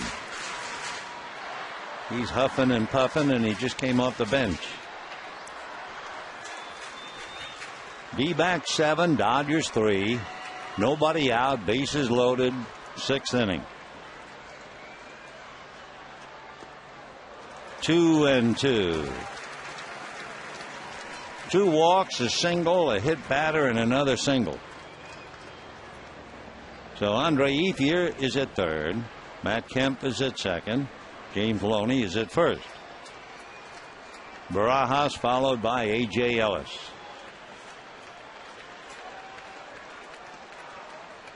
Two and two. Fastball whacked into the gap in left center. Young on the dead run makes a wonderful catch. Ethier tags up and scores. That's the Chris Young we saw in Arizona. Boy, can he go get him with the best of them. So Barajas loses an extra base hit only because of the defensive brilliance of Chris Young. Somehow he got there, backhanding it, almost crashed into big Brandon Allen. So on that long out, Barajas gets a scoring fly ball, except an extra base hit and a bunch of ribbies. So Ethier brought that run in, and that run belongs to Vasquez. It's now 7-4 D-backs. And here's A.J. Ellis with 2 on and a strike. So Matt Kemp at second base belongs to Vasquez, and Loney at first belongs to Rosa. 0-1 in the dirt. Freddie Sanchez has just gotten a base hit And driving in Cody Ross for the Giants. So San Diego, after 5, leading the Giants 6-1. They chase Matt Cain. Clayton Richards pitching the game for the Padres. 1-1 to Ellis. AJ hitting .283. And a high fly ball to center. Young goes back. Kemp tackles. Chris for the catch. And then Matt moves over to third. So Ellis, a fly ball to center. Loney holding at first. Kemp at third. And the batter will be Chin Lung Hu. Well, the runner at third will check Carlos Rosa.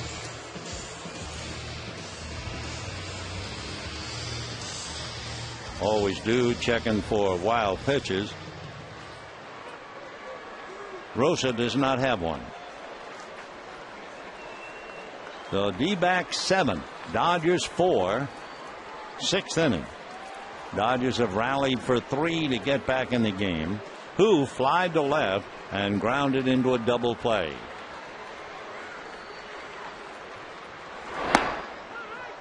Strike. 0-1. Remember, Reed Johnson bats 9th. Chin Lung Hu batting 188.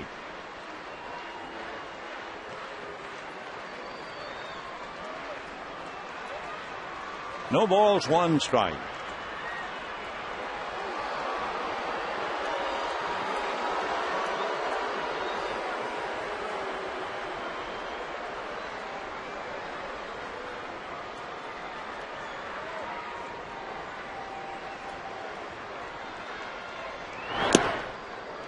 One ball and 1 strike. That was in the dirt. Nice save by Conrad Schmidt.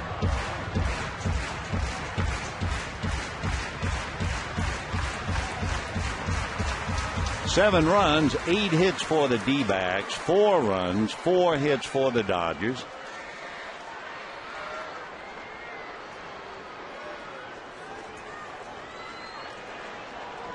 One and 1. And popped up Adam LaRoche. But the Dodgers get 3, lead 2, and at the end of 6, 7-4 Arizona.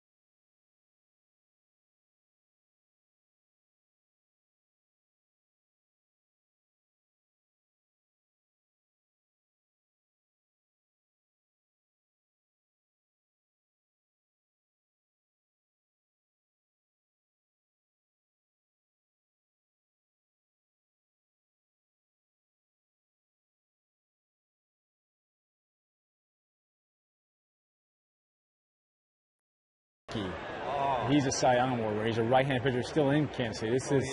This is Zach Kroenke. See if we can get some Bigelow. Oh yeah, we got to plug that. I forgot. Bigelow green tea is what I drank. Hey Gibby, how you doing? I knew this day would come. I just didn't know it would be this soon. Sure, we can't order a pizza and have it delivered to the dugout. I'm starving. Where's Kershaw? Right there, errand boy. So, a couple men on base. This inning, pitcher spot comes up 6th. Hit a homer. Get us back in it.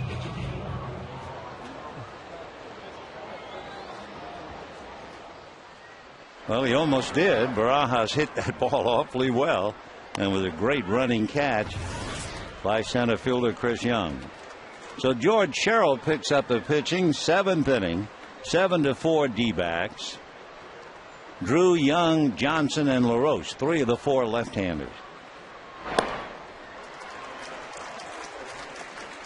0-2.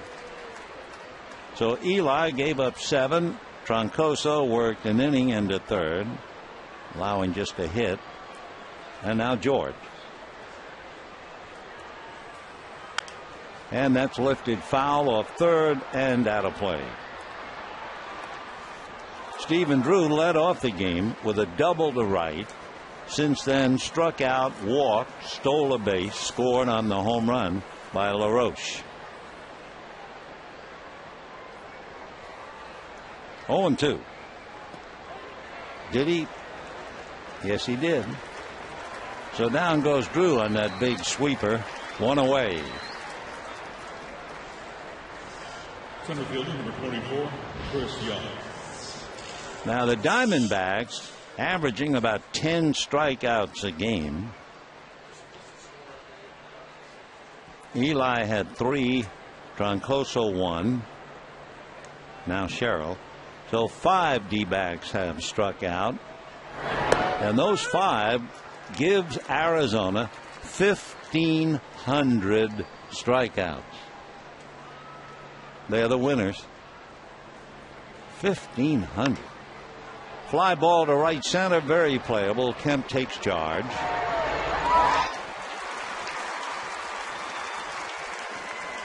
So 2 out, and Kelly Johnson coming up.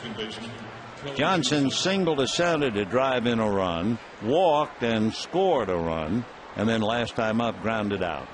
So Kelly is 1 for 2.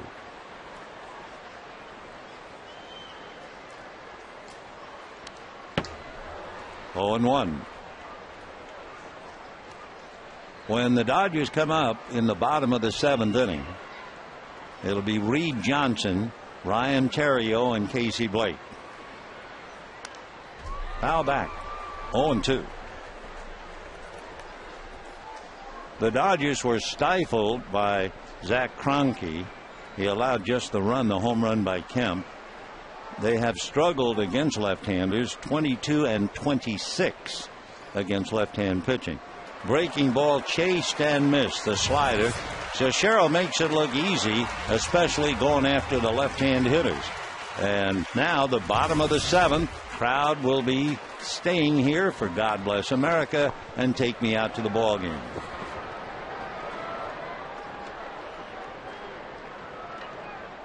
Ladies and gentlemen, God Bless America, accompanied by Nancy B. Once again, please welcome Sergeant Byron Ward.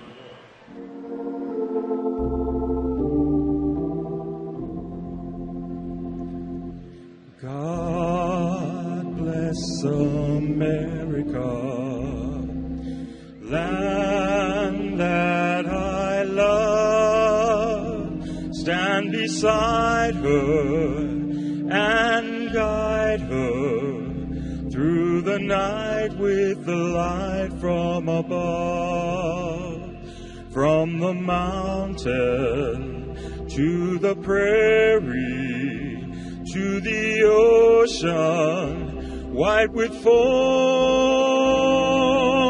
God bless America, my home, sweet home.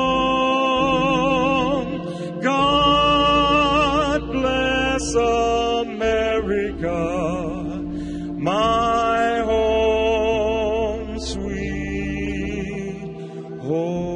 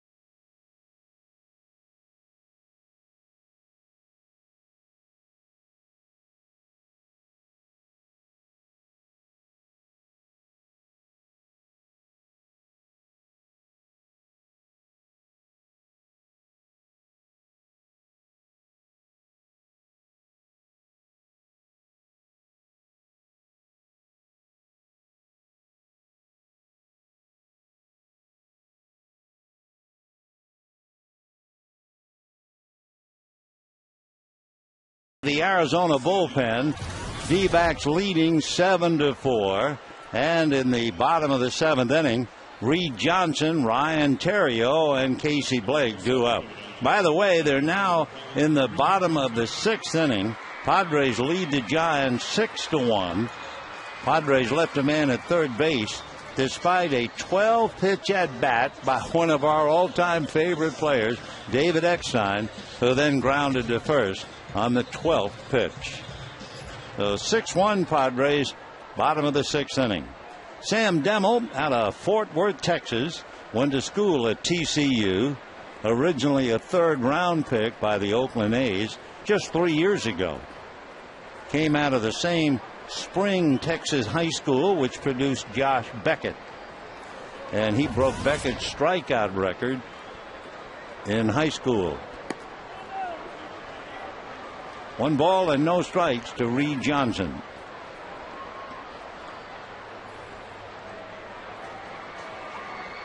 Reed 0 for 1, hit the ball hard and lined out to Kelly Johnson in the 5th inning.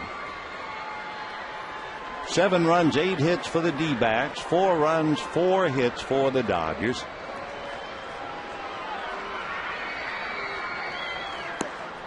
That's in there. 1 ball and 1 strike. Sam Demmel signed the letter of intent to TCU, and a good student. He went to TCU. He passed up an offer from the Texas Rangers. At TCU, he set career saves marks and eventually signed with the A's. 2-1. The deal that brought Sam Demmel to Arizona, the same deal that sent outfielder Connor Jackson to Oakland. He has fastball, slider, change. Started throwing a cutter this year.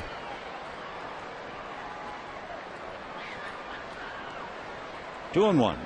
Sam is an even 6, 210. He'll be 25. End of the month. As you can see, when he finally gets on the rubber, he's in somewhat of a crouch. And his mechanics were pretty scary. So much violence and a maximum effort, herky-jerky delivery. He used to really snap his head out of line. They've got him to calm that down. 3-1.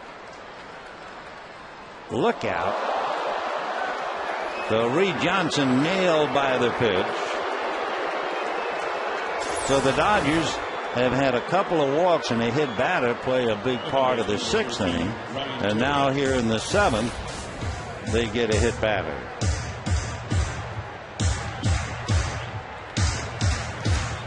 So Stottlemyre, the pitching coach, talking down to the Arizona bullpen. Of course, the Arizona bullpen, let's face it, when you are 27 games back, you couldn't possibly be providing a lot of relief.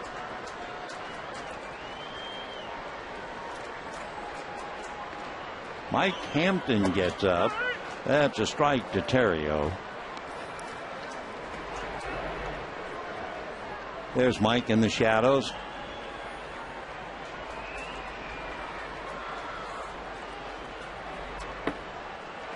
Down in the Dodger bullpen, Hung-Chi Kuo has been warming up. 0-1.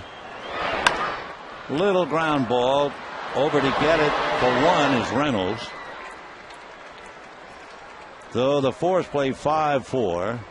1 out. And Casey Blake the batter. Big leaguers make it look so easy. I mean, there's Reynolds racing in and angling to his left. He has to not only throw the ball in the neighborhood of second base, he has to hit a moving target in Kelly Johnson. And they just do it so easily. Talking about so easily, Aaron Rowan just came off the bench and hit a pinch hit 2-run home run against Clayton Richard in the bottom of the 6th inning. The Giants are still up, and the Padre lead is 6-3, and Ryan Webb has just come in to relieve Clayton Richard. The thing's starting to get tight up there. 6-3 Padres in a game they must win. 1-0 to Casey. He's 1 for 2. That gets away at the plate, but not far enough, and Johnson holds it first. Blake singled to right in the first inning. Lost a base hit. Hit a sharp ground ball to the hole, and Mark Reynolds made a fine play. And then last time up, walked, scored a run.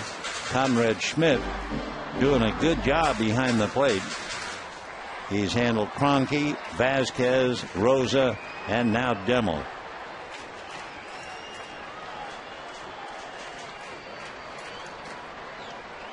Two and 0. And a strike. Aaron Heilman and Mike Hampton throwing in the pen.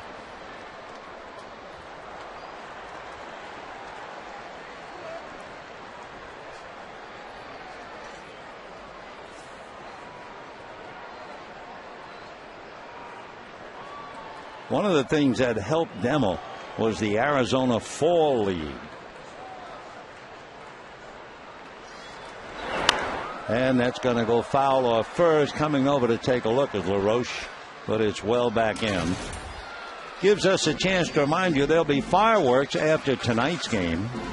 Tomorrow night, calendar night, the 2011 schedule along with the team photo presented by Hart Gallery. That's tomorrow evening. And then Sunday afternoon, the final game of the year, Fan Appreciation Day, as Rafael Furcal explains to Chad Billingsley. And Billingsley will be on the mound tomorrow night. Ted Lilly on Sunday. So Demmel, pitching very carefully, has gone all the way after hitting Johnson. Sam is 2-1. He's in his 37th game. He has allowed more hits than innings pitched. 3-2. Johnson not going on ball 4. So the Dodgers get another break. In the 6th inning, Vasquez was wild. Walked 2, gave up a single, hit a batter, and the Dodgers eventually scored 3. Now Stottlemyre going back out there on a hit batter, forced play and a walk. And the batter will be Andre Ethier. Then looking at past performances with Demmel, Andre Ethier 0 for 1 against him. Andre flied to center, grounded to second against Kroenke, and then singled to right against Vasquez.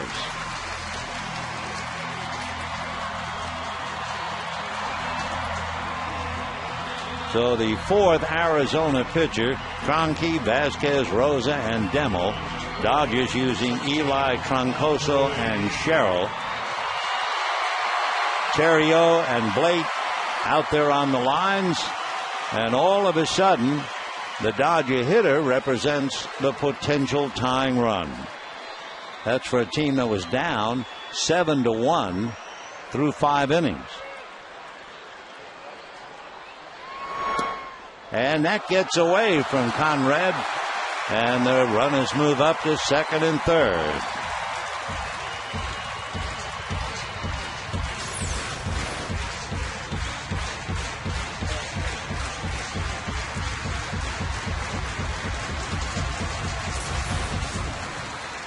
It'll be a wild pitch.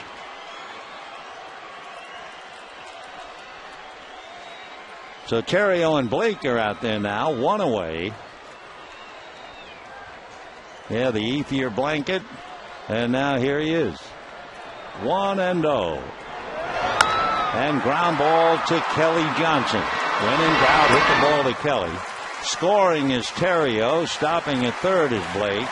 And it is now 7-5 Arizona.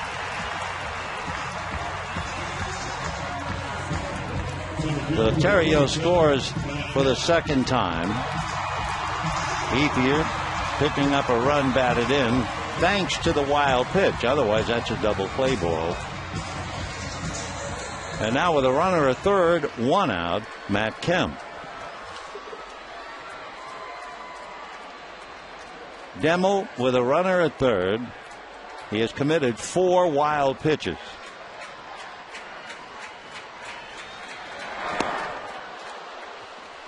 There's that little slider. 0-1 the count. Matt Kemp hit into a force play, hit his 26th home run, and was hit by a pitch.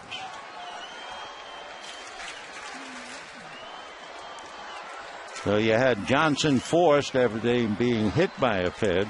Eifia grounding out. Nice backhand save by Schmidt. 1 ball and 1 strike. On deck, James Loney. So Kroenke gave up 1. Vasquez gave up 3. Demmel has given up 1.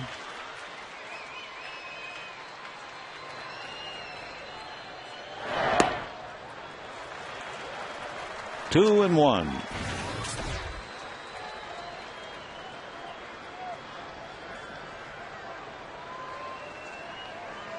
Matt, 26 home runs.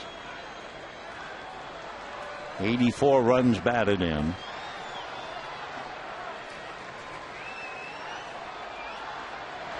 Fastball fouled away. So he went from slider 83 to fastball 93, and Matt a little late. Still 2-2. D-backs led 2-0, 5-0, 5-1, 7-1, 7-4, 7-5, and Matt Kemp has to get another bat.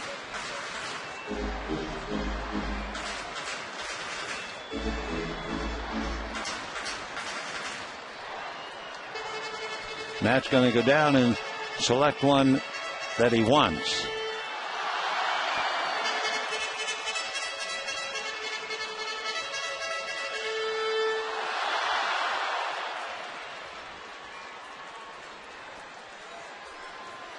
Crowd's got that Friday night spirit. And Matt coming back. Deuce is wild here. 2 balls, 2 strikes, 2 out, 1 in, 1 on. Dodgers trail by 2. On the hands with a good fastball. Came right back at 93. So Sam Demmel out of Fort Worth and Spring, Texas.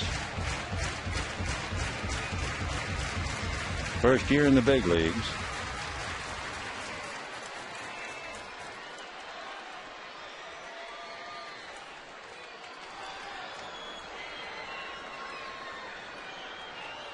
Fastball got him. So Kemp strikes out. Dodgers lead Blake at third, but they do pick up 1. And at the end of 7, D-backs 7, Dodgers 5.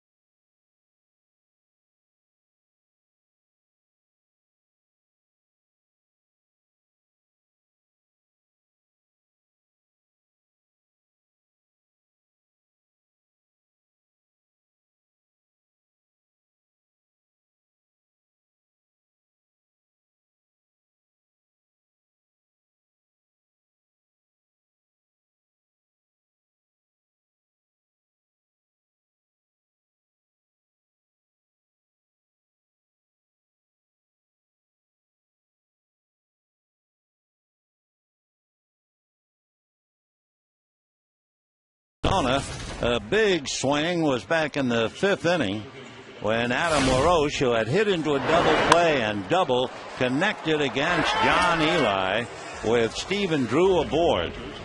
And those 2 runs are now the difference. But it was a big night for LaRoche because he had doubled in a run in the 3rd. So the home run with a man aboard gave him 3 RBIs, and he reached the cherished level, 100 runs batted in. He'll be facing Hong-Chi Kuo, who has just come in to relieve George Sherrill. Sherrill pitched the 7th inning and went right after the left-hander, struck out Drew and Johnson.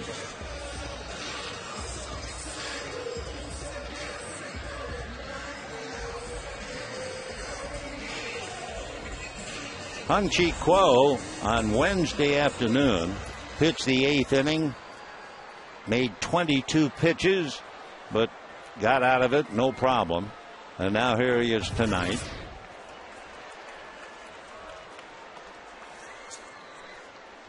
For Hong-Chi Kuo, going up against LaRoche. LaRoche is 0 for 5, striking out 4 of the 5 times against him. 0-2, that high hard one, a fastball at 95. For Hong-Chi Kuo, with an earned run average, rather unbelievable, 1.2. 17 walks, 69 strikeouts. Make it 70. So Kuo just comes in, blows him down. That's 7 strikeouts. And remember, at the very start of the game, we talked about the fact that Arizona came here with 1,495 strikeouts, and they usually average 10. Well, they have 7 so far tonight. So they have struck out 1,502 times. And talking about strikeouts, here's Mark. Right. So LaRoche has faced Kuo. He is 0 for 6 with 5 strikeouts. Reynolds is 0 for 6 with 4 strikeouts against Kuo. Foul ball. And just like that, 0-2. Hong-Chi Kuo. He has been a marvel. He's worked 58 innings and he has given up 28 hits. 0-2. Ball 1. Well, the Giants are at it again. They narrowed it to 6-3, and in the bottom of the 6th inning, men at 2nd and 3rd with 2 out. They brought in Joe Thatcher to face Andres Torres. Torres dribbled one up along 3rd to score Uribe. 1-2. Ground ball foul. Think he cracked the bat. He did. Timeout. So that'll give us time to tell you. The dribbler scored Juan Uribe. So the Padres are now holding on to a 6-4 lead with Giants at 1st and 3rd. And Freddie Sanchez, the hitter. So they were down 6-1 to the Padres. Now it's 6-4. All right, Reynolds with a new bat. 1-2 the count. 2-2.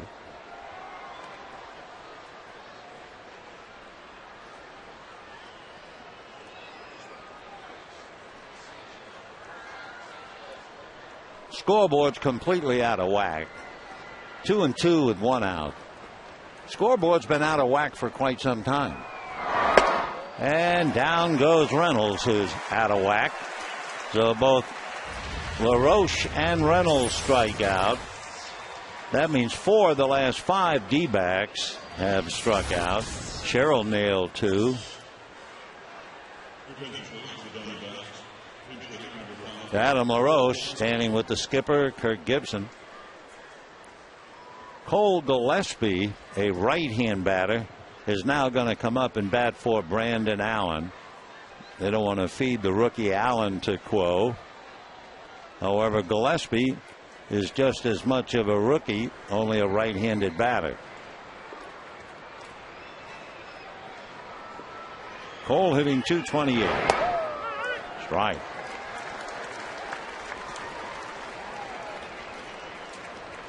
Gillespie hit a big home run to help beat the Dodgers when we were in Arizona.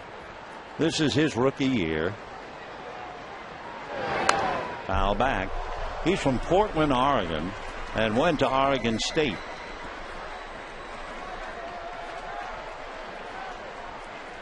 Jacoby Ellsbury went to Oregon State. Then he went in the 2005 draft. So Gillespie stepped up to drive the Beaver offense all the way to the College World Series championship. Cole is 6'1", 205, 26 years old.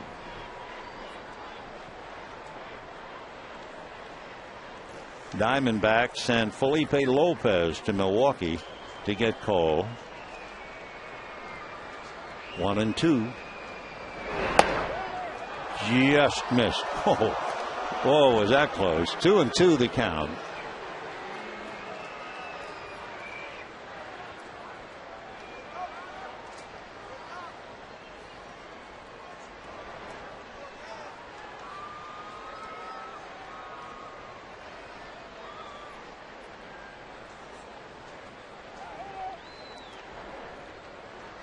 Two years ago in September, Gillespie had surgery.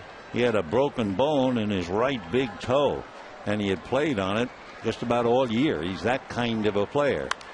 And a little pop fly back of first. Loney down the line. It'll drop, and Gillespie keeps on going into second base with a pop fly double. So with two out, Gillespie winds up with his little double. And the batter will be Gerardo Parra.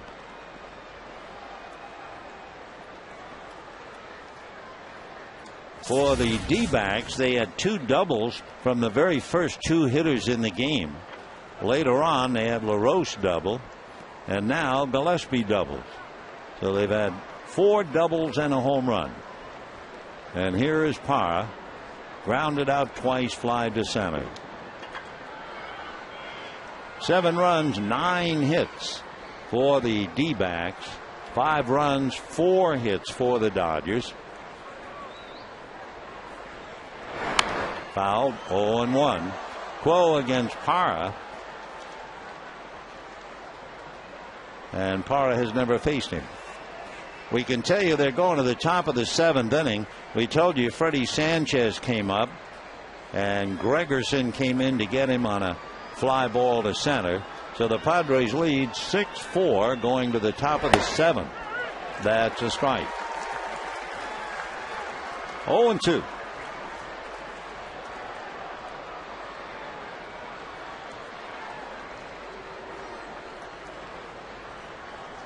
Quo struck out LaRoche, struck out Reynolds. Now trying to nail Parra. And that's fouled away.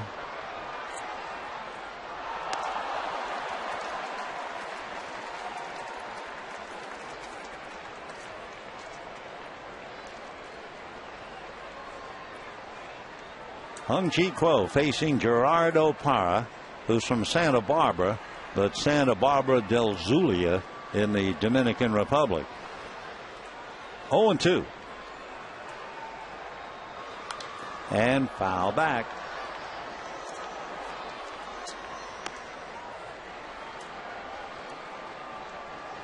Parra was in Venezuela when he signed with the Diamondbacks, trying to get Gillespie home.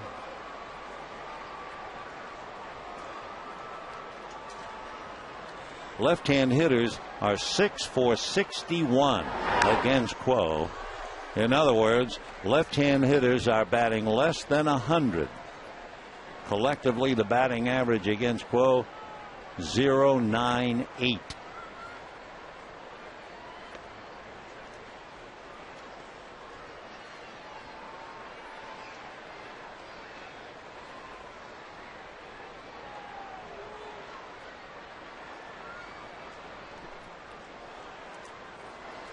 No balls, 2 strikes.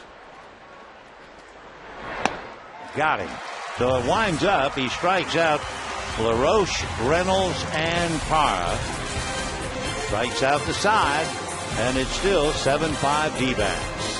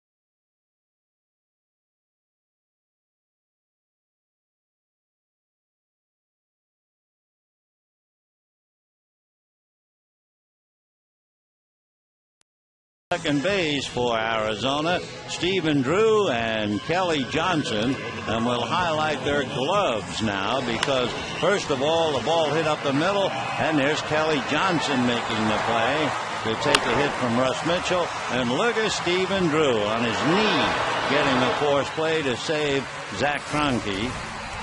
And because of their defensive brilliance, the D-backs are still leading 7-5. James Loney will start it off against Aaron Heilman. Aaron Heilman became a daddy last Monday. His wife presented him with baby Elizabeth, 8 pounds 6 ounces 19 inches. So it's a big time for Aaron.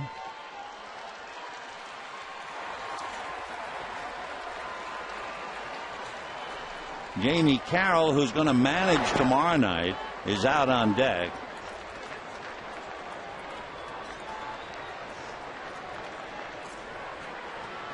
One ball and no strikes. Loney grounded out, struck out, singled, 1 for 3. And that's hit in the air to left center, but Chris Young is there. So Loney a fly ball, 1 out in the 8th inning. Jamie Carroll was on deck, but they're going to call him back for Trent Olshan. So Olshan will bat in the spot originally occupied by Russ Mitchell.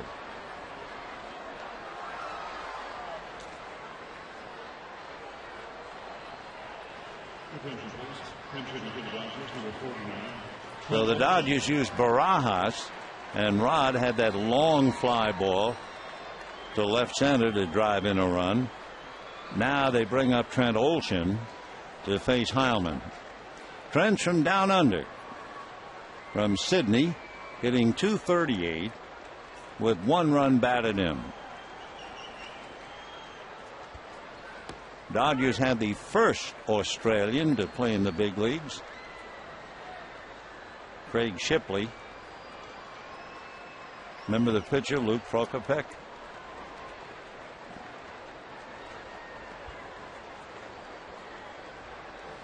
Off the plate, 1-1. Aaron Heilman out of Logansport, Indiana, went to Notre Dame. Big fella, 6'5", 225. 1-1. Hung Chi Kuo, who put on a little performance there in the 8th inning, made 20 pitches, having made 22 Wednesday in Colorado. 2-1. And that's foul back. Straight changeup. Good pitch. Olsen just did get a little of it.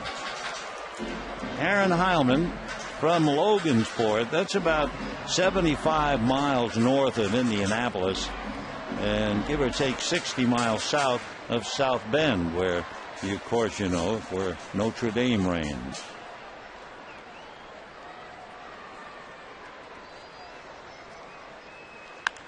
And a drive into the gap. There goes Chris Young again. Cole Gillespie that time giving him plenty of room.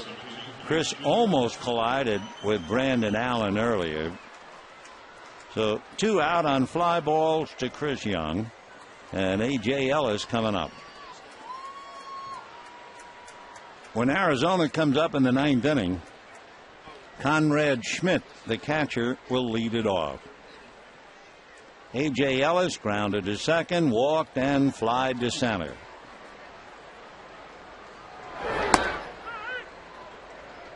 Aaron Heilman, by the way, wasn't one of those fellows thrilled to go to Notre Dame. He wanted a scholarship, hoping to go either to Texas or California, a warm weather climate. But they all backed off, so he said, well, all right, I'll go to Notre Dame.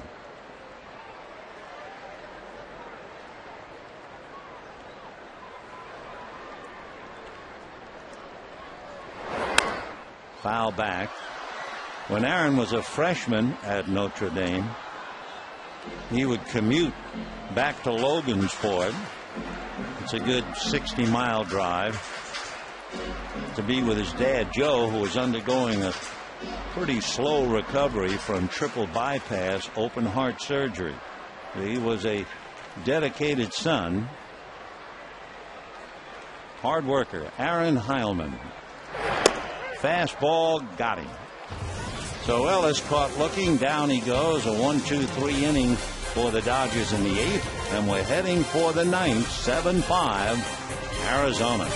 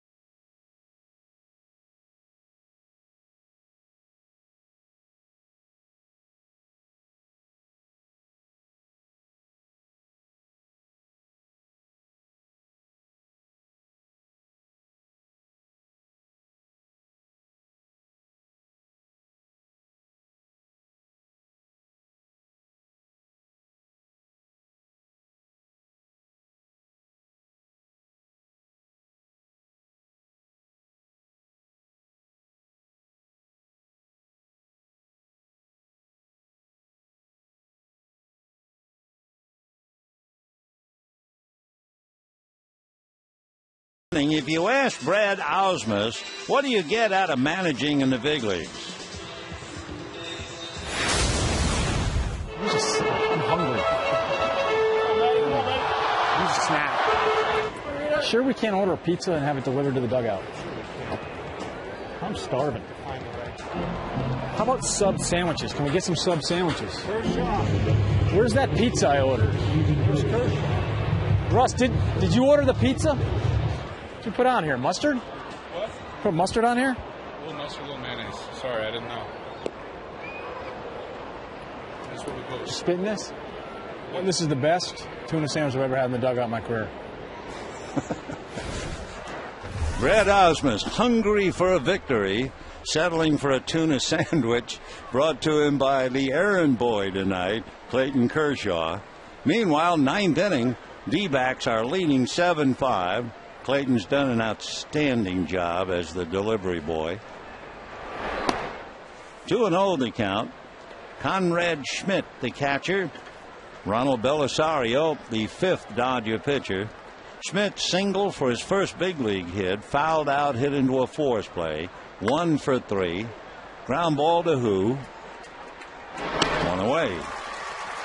Tony Abreu, former Dodger property, will be coming up now as a hitter for Heilman. By the way, Padres 6, Giants 4, top of the 8th inning. Luke Gregerson came in and shut down Aubrey Huff, Buster Posey, and Pat Burrell, the meat of the Giant order in the 7th inning. So it's Padres 6-4, top of the 8th. Abreu, a switch hitter, hitting .220 left, .254 right, and that shakes out to an overall .232 batting average. And he promptly bangs it into left center. His only home run was against the Dodgers, and he'll make a turn and hold with the base hit. So a one-out single by Abreu, and the batter will be Stephen Drew.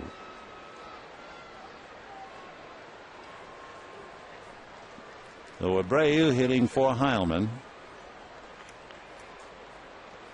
Stephen Drew led off the game with a double to right, and then Chris Young doubled him home.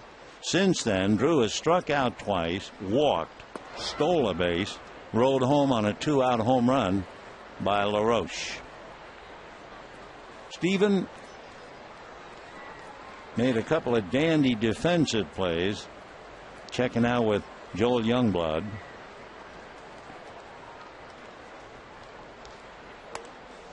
D-backs have struggled all year on the road.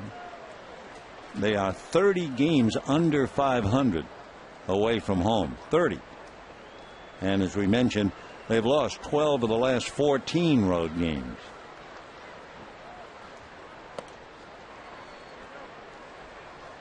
Belisario falling behind 3-0. Then you have Chris Young.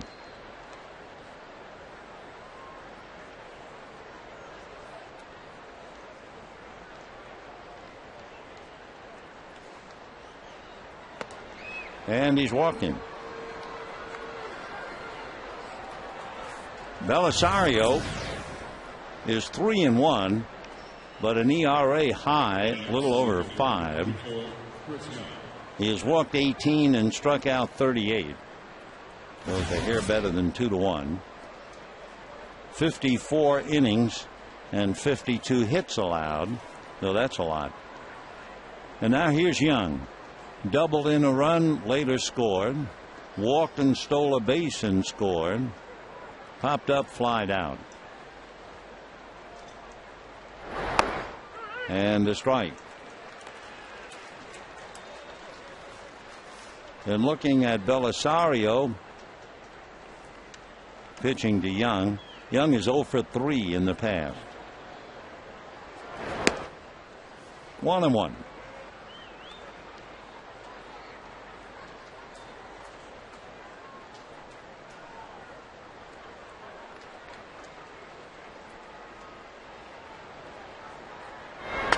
And that's popped up, shortstop, and Chin Lung Hu is there.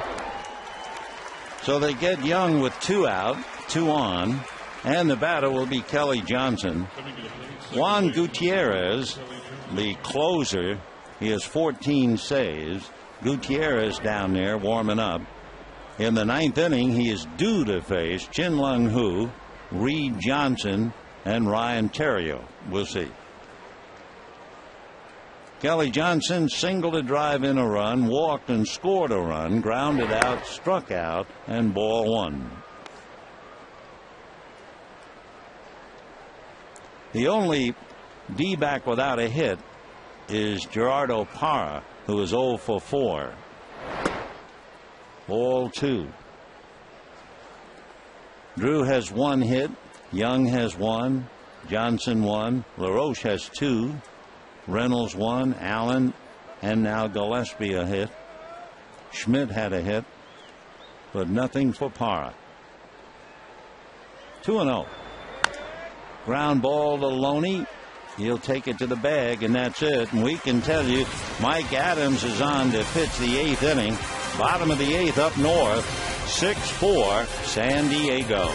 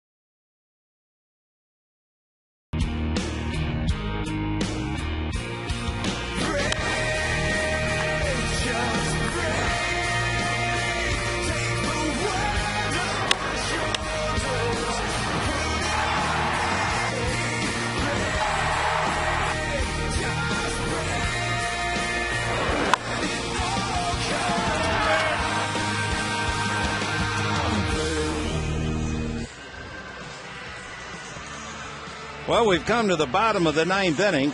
Arizona leading the Dodgers 7-5. Up north in the bottom of the 8th inning, Mike Adams is pitching for San Diego. And Mike Fontenot, left-hand hitter, led off with a line drive single off the glove of Adrian Gonzalez. So at the plate is Juan Uribe. And Mike Adams working on Uribe now. And Uribe chasing a pitch in the dirt. Juan Gutierrez, he's from Puerto La Cruz in Venezuela. 6'2", 210, 27 years old. Originally signed by the Astros about 10 years ago and made it to the big leagues 3 years ago and then joined the D-backs last year. And he'll face Jin Lung Hu. Jin Lung Hu flied to left, hit into a double play and popped up. Reed Johnson on deck. 0-1. Overhand breaking ball, a good curveball. 0-2. Gutierrez throws hard. He has a 2-seamer, a 4-seamer. Then he has a curveball, slider, and a pretty good changeup. 1-2.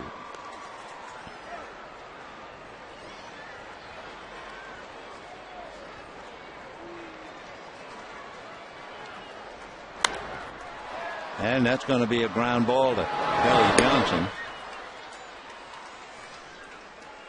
So Johnson has certainly been kept busy tonight. 1 away on the ground ball. And now Reed Johnson coming up.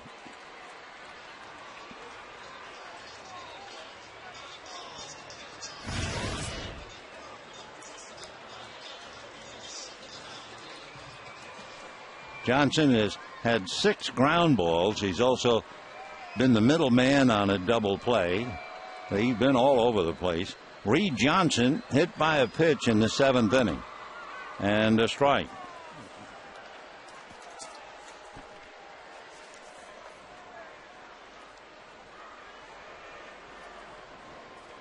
Johnson 0 for 1 against Gutierrez. Ryan Terrio on deck 0 for 2 against him. 0-2 to Johnson. Up north, 6-4 Padres. The Giants have Fontenot at first, nobody out, and a 2-2 count to Juan Uribe. 6-4 Padres, bottom of the 8th. Check swing, that'll do it for Reed.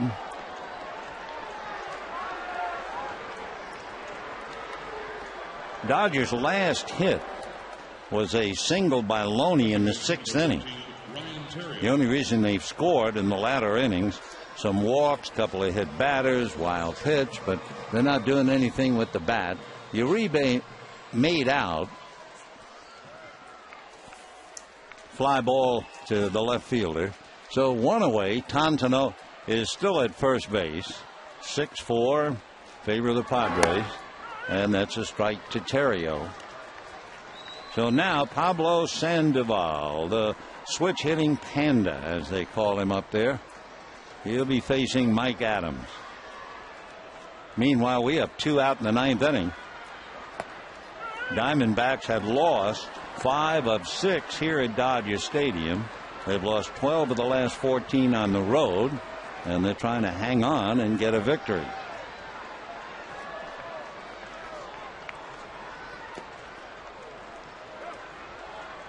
D-backs are also trying to hang on to give the starting pitcher, Zach Kroenke, his first major league victory as a starting pitcher. Zach went 5, did very well, allowed just 1 run and 2 hits.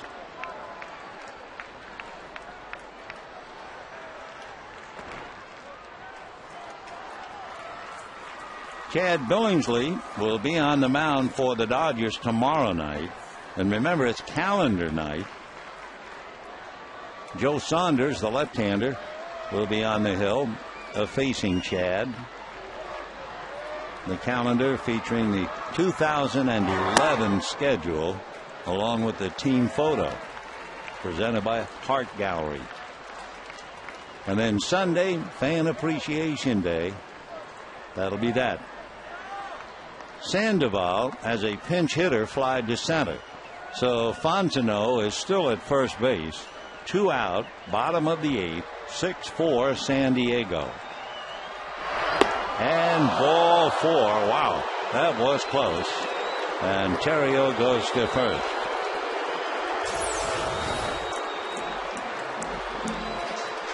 So with Terrio at first base, Casey Blake will be coming up.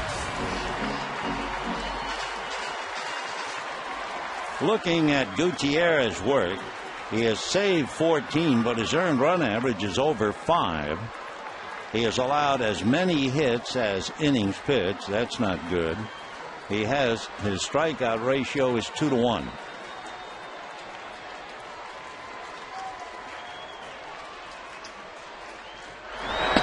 And a strike. One other thing about Gutierrez, he's allowed 13 home runs.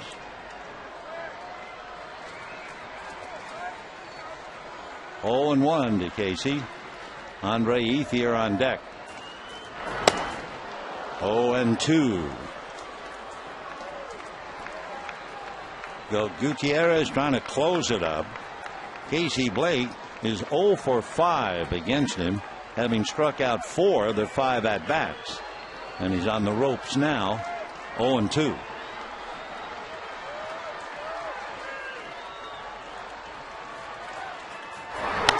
Hit foul off first. Upstairs, still 0-2.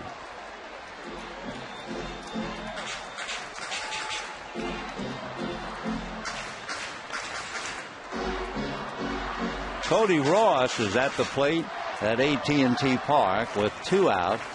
It's a 1-ball, 1-strike count. Mike Fontenot is at first base, and the Padres are leading 6-4. Breaking ball, strike 3 on a check swing. So down goes Casey, down go the Dodgers. 7 runs, 10 hits for the D-backs. 5 runs, 4 hits for the Dodgers. Tomorrow, it'll be Chad Billingsley and Joe Saunders calendar night. And a reminder, stay tuned for Dodgers Live coming up next. Good night, everybody.